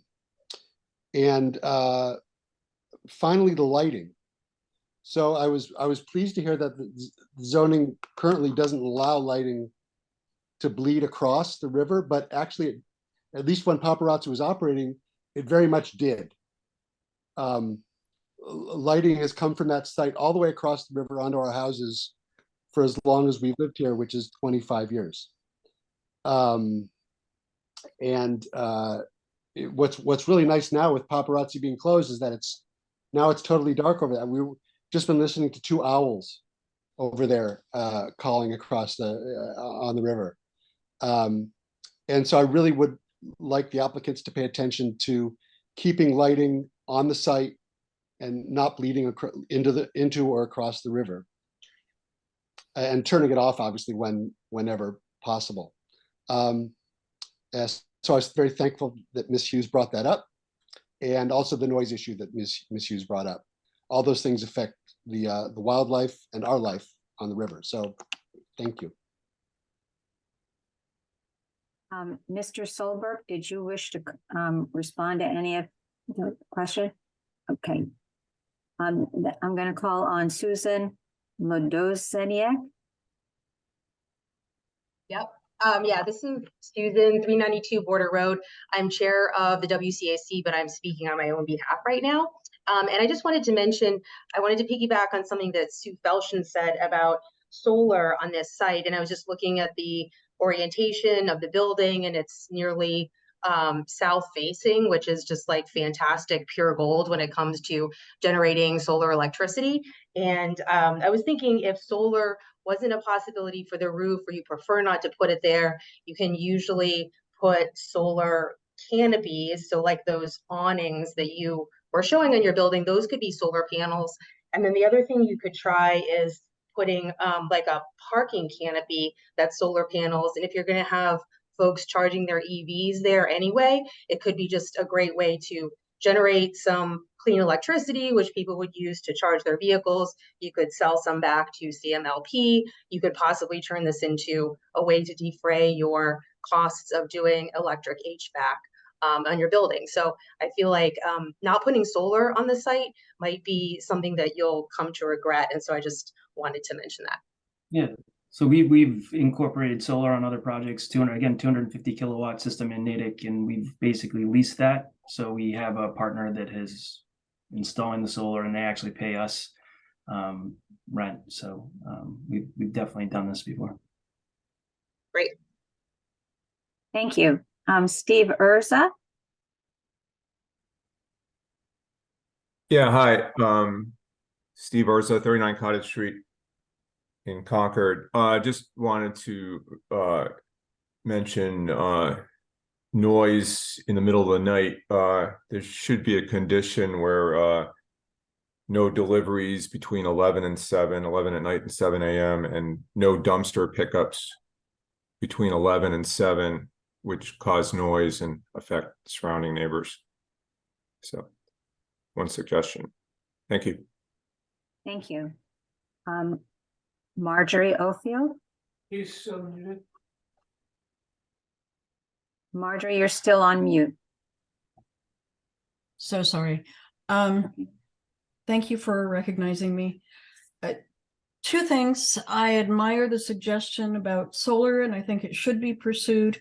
But may I point out that canopies of whatever sort are in a further eyesore from the road. It's a further obtrusive thing. I would make a plea for it to be put in the back, if at all possible.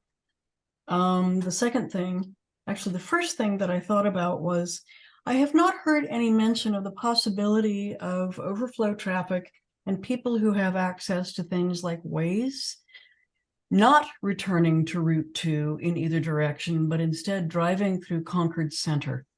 There's already a fierce problem with commuters in both directions using Waze to go through West Concord, which is where I live. And I would be very, very concerned about that. I would anticipate that there would be a terrible backup at that light, either going to the right or to the left, whether you're going west or east. I would hope that further study could be implemented to examine that, because it's going to be miserable for the residents of Concord Center. Thank you. Thank you. Scott Richardson. Scott Richardson, 260 Elsinore Street. Just previous person mentioned this. I'm curious. The existing site, you showed a slide of it, and if you look on Google Maps, you can see that the existing site has a really significant buffer of green between the river and the parking. And you showed a number of different slides where you showed parking places in the back and all that. It wasn't clear to me how much of that existing green buffer is going to be removed and replaced with parking spaces. So I think that would be a very, very useful diagram if you could provide it at some point. That is to say, take the existing map, the existing site, and then literally show us there which part of that is going to get cut into. Maybe it's none. It was hard for me to tell. You can see it. You can see it here. Maybe you see a blown up.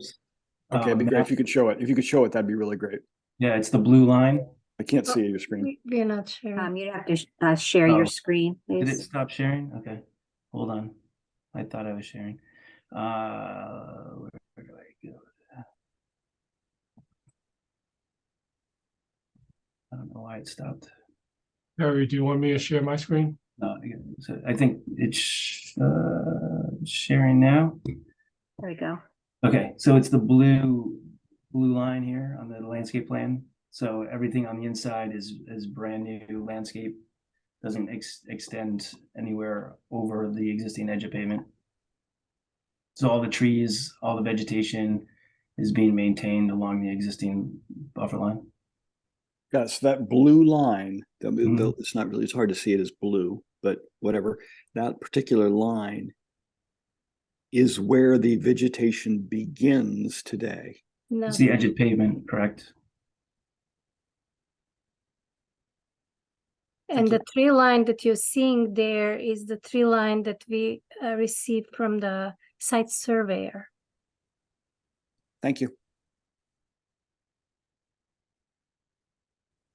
Sue Felshen, do you have an additional question? Well, it's a quick follow-up comment that certain things, the beauty is in the eye of the beholder on certain points. I personally don't find solar canopies to be an eyesore. They make me happy every time I see them. So I don't want to discourage you from pursuing that option, although other people, clearly some disagree with me. Okay. Well, if there are no more questions from the public or board members, I'd like to thank the applicant. I'm sorry, there is one from Michael Dettelbach. Hi, yeah. I did make clear that one of my comments was actually a question, which is, who are the current tenants that they've got lined up? Who is the fast casual restaurant? What does that mean? Are we talking about a Panera? Are we talking about a chain restaurant? What are we talking about? So fast casual would mean that there's not wait service. Okay. Is really the definition between a full service restaurant is you go in, ask to be seated, they seat you, you have a wait staff comes to you, brings you the food. Whereas fast casual is you go up to a order window or order desk, you order and you take the food back to a seat and then dispose of it on your own and hopefully do it neatly. So we're talking about a McDonald's or a Chipotle or something like that. All of those are in the realm of fast casual. Anything that has a window where you walk up to order, you collect the food and you bring it back to your, or you could take it to leave as well. So then I would excuse me, Ben Graham, I'm sorry to interrupt, but I have to correct. McDonald's is not considered fast casual. McDonald's is considered fast food. There's a difference between fast food and fast casual. But Carrie is right. Fast casual is, something along the lines of a Chipotle or a Five Guys, where you do go in, order, go to your seat, they call your number, and you go get your food. So that brings up trash issues to me with the Dunkin' Donuts and then the fast casual there that I would just flag. I'd want to know what the plans are to make sure that that stays clean. Thank you for your comment. And I see Mary Hartman has a comment or question. Thank you, Linda. Mary Hartman, 16 Concord Green, member of the Select Board, speaking on my own behalf. The fact that these are fast casual restaurants to me means there'll be more throughput of traffic. So rather than people coming in, parking and staying, there'll be people driving through quickly. So again, I'm concerned about the parking. I think, Linda, you brought up a great point about, did the parking study include the 300 cars that we're expecting from the new Novo Riverside Commons project right up the street? And if anybody drives there at during the late afternoon or early morning, they'll see that it's already jammed. So I'm amazed that DOT said that there was no problem with throughput. Thank you.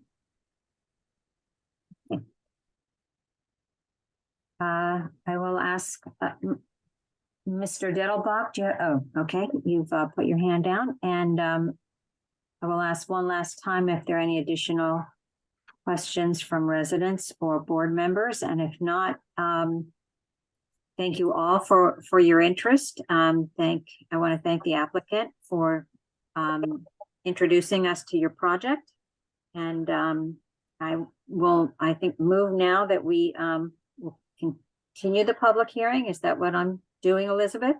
To review the site plan of Cross Point Associates, Inc. under zoning bylaws section 11.8 for site plan review to demolish the existing restaurant building and construct a new one-story multi-tenant building with site improvements at 768 Elm Street, parcel number 1898-2.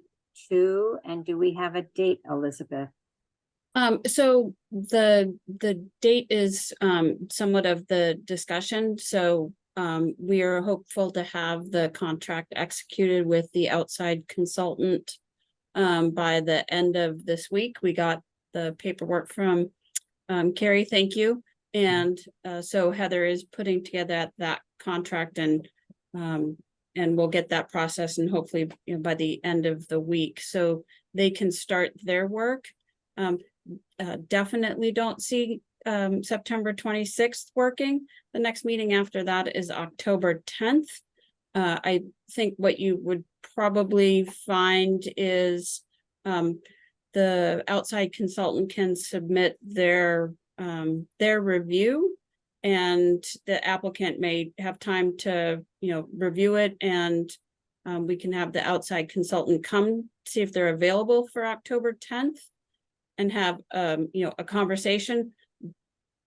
But I would imagine that it would be continued again after that to for a second round if there's issues and concerns. So I would suggest the 10th, and just have that aspect of things be a little bit more fluid. But between now and the I would hope within the next week or so, some of the other comments and questions and concerns that have been brought up tonight, the applicant can respond and submit that information so we can get it out to town staff for review, as well as for the board to review.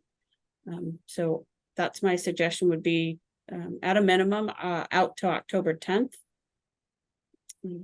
Oh, are you comfortable with that, Mr. McCormick? Or would you like a different date? And we would obviously love the 26th of September, but I agree that I don't think that timing is going to be feasible, given that the peer reviewers are just now getting started. So I think 10/10 is most likely.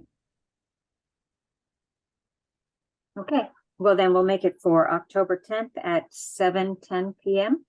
Perfect. Very good. Thank you so much, and we'll look forward to hearing from you then. Thank you. Thank you.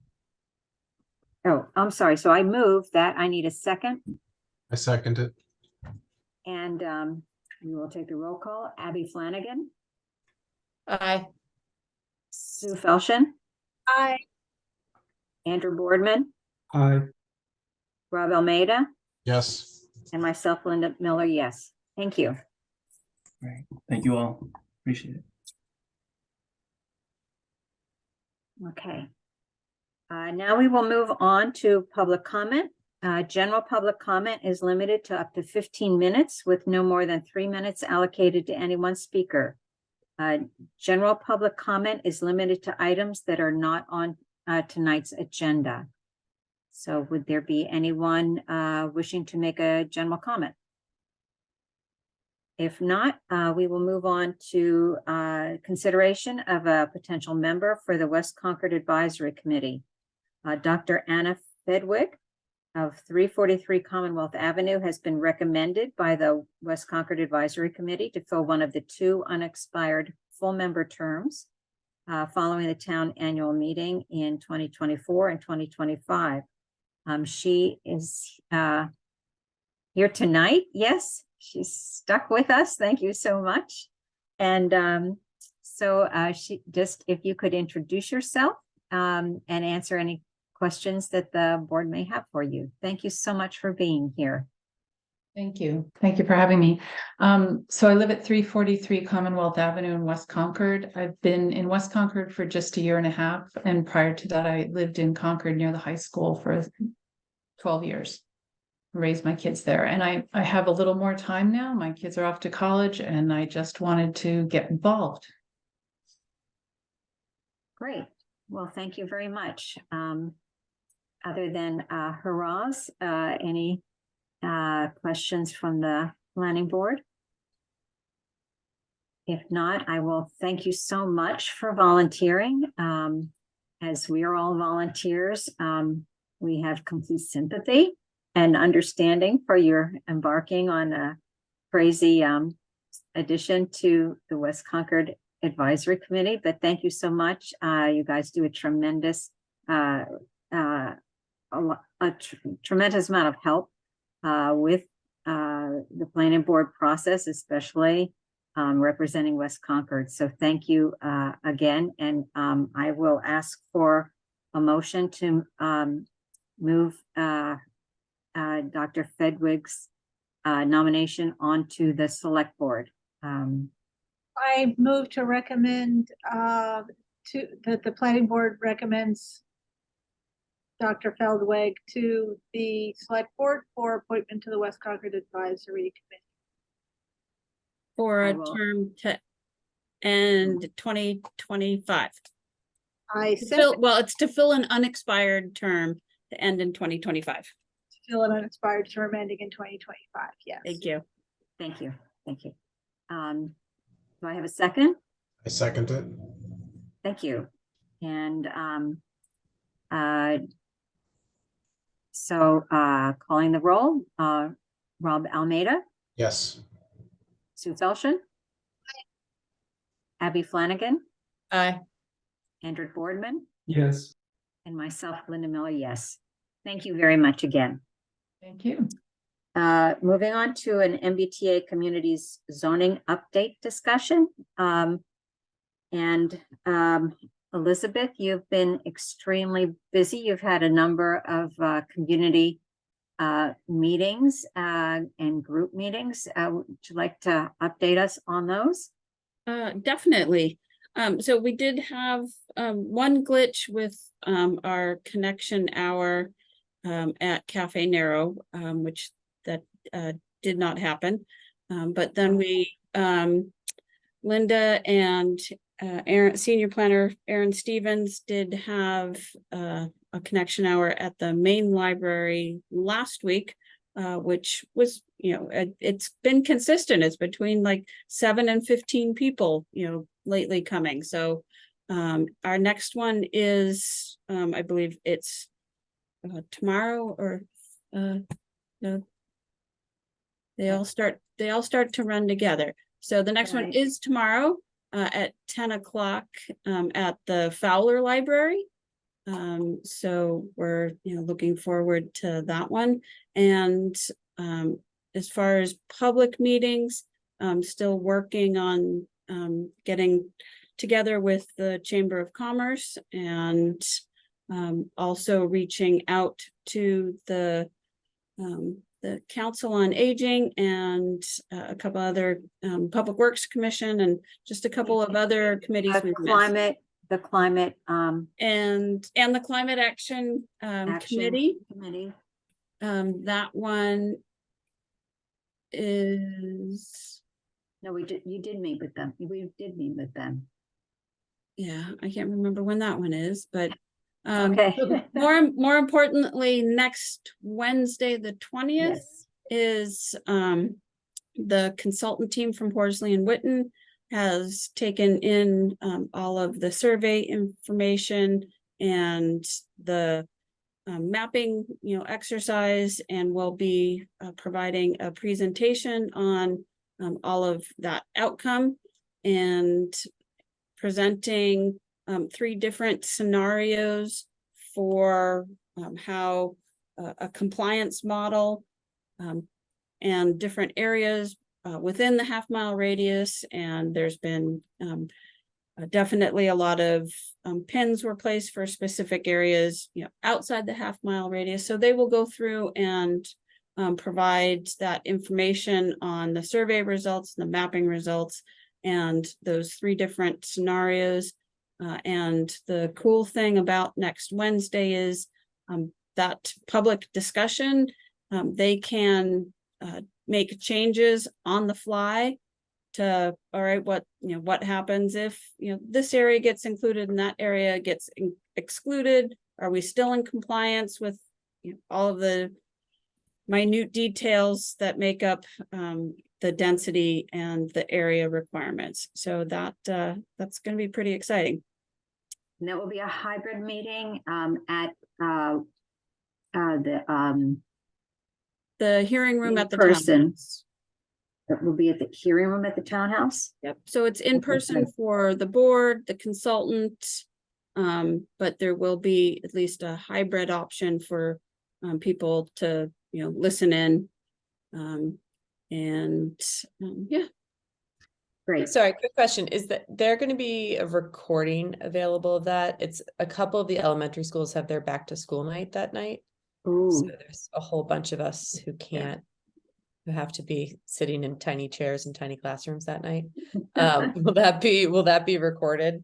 Oh, definitely. Minuteman Media Network will be there, just like the last couple of presentations, and so the whole thing will be recorded and posted. Okay, thank you. Great. And I think our next item is to talk about in-person meeting schedule. We did discuss this at our last meeting and came up with a maybe one meeting in person or hybrid, and one meeting virtual till the end of the year. And I think Elizabeth was kind enough to take a survey and report out that it looked like most people could get together the 26th of September, the 24th of October, the 28th of November, and the 12th of December as in-person meetings. And so I just want to make sure, I don't think we need to vote on that, but if anyone has difficulties with that, we can review that again. But I think that will be the new schedule. Yes, Elizabeth? So just because I know some board members, and also including myself, are dealing with certain family issues. All of those meetings, while they are in person, hopefully for board members, it is still a hybrid meeting. So we will still offer a virtual component for participants and the public. And if a board member does have something that comes up, they can also participate virtually, but the intent is to at least have board members in person. Are there any planner updates? So much is going on. But we could. There's quite a bit going on. I can provide an update on the Riverside Commons comprehensive permit. So the Board of Appeals will be opening the public hearing next week, the 19th, and immediately continuing the public hearing without discussion. That is because the state law under Mass General Law, Chapter 40B, requires the Board of Appeals to open the public hearing within 30 days of receipt of the application. And the applicant is very well aware that within those first 30 days, there's a lot going on with a comprehensive permit. And they have agreed to ask that the public hearing be opened. It will be immediately continued to a dedicated meeting for the project on October 26th. That will be a hybrid meeting. The board will meet in person at the Harvey Wheeler Community Center. Between now and the 26th, the project is going out for an outside consultant to review the traffic, the stormwater drainage, and the flood impact. There is work within the floodplain. So all of those will be reviewed by the outside consultant. We have also applied for on behalf of the board and the town for technical assistance with the Massachusetts Housing Partnership for a consultant to work with the board. I believe we should hear shortly that we will be able to get technical assistance from a consultant, and that person will basically be the board's 40B consultant to help them navigate this process.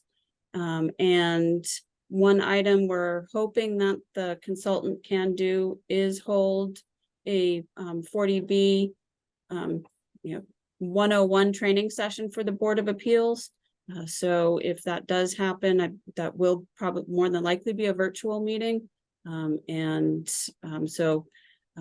it's not a public meeting per se, it is an open meeting, but it's a training session for the board members just on the ins and outs of 40B. Also, the applicant is hosting an informal discussion for just the public to come and outside of the public hearing process. That I believe is on Thursday, the 21st, at the Baker Cafe at 300 Baker Ave, and this information is up on the dedicated Novo Riverside Commons webpage. But if you haven't been to the Baker Cafe, it's a great place to eat. But you do enter the cafe from the rear of the parking lot at the rear of 300 Baker Ave. So that informal session, people can just come and talk with the applicant and ask their questions outside of the public hearing process. Okay, thank you. Moving on to minutes, we're rather behind in them, and I wondered, we have seen 4 sets. Do we think that I would like to approve them if there are no major comments on the sets or the revised sets that have gone out?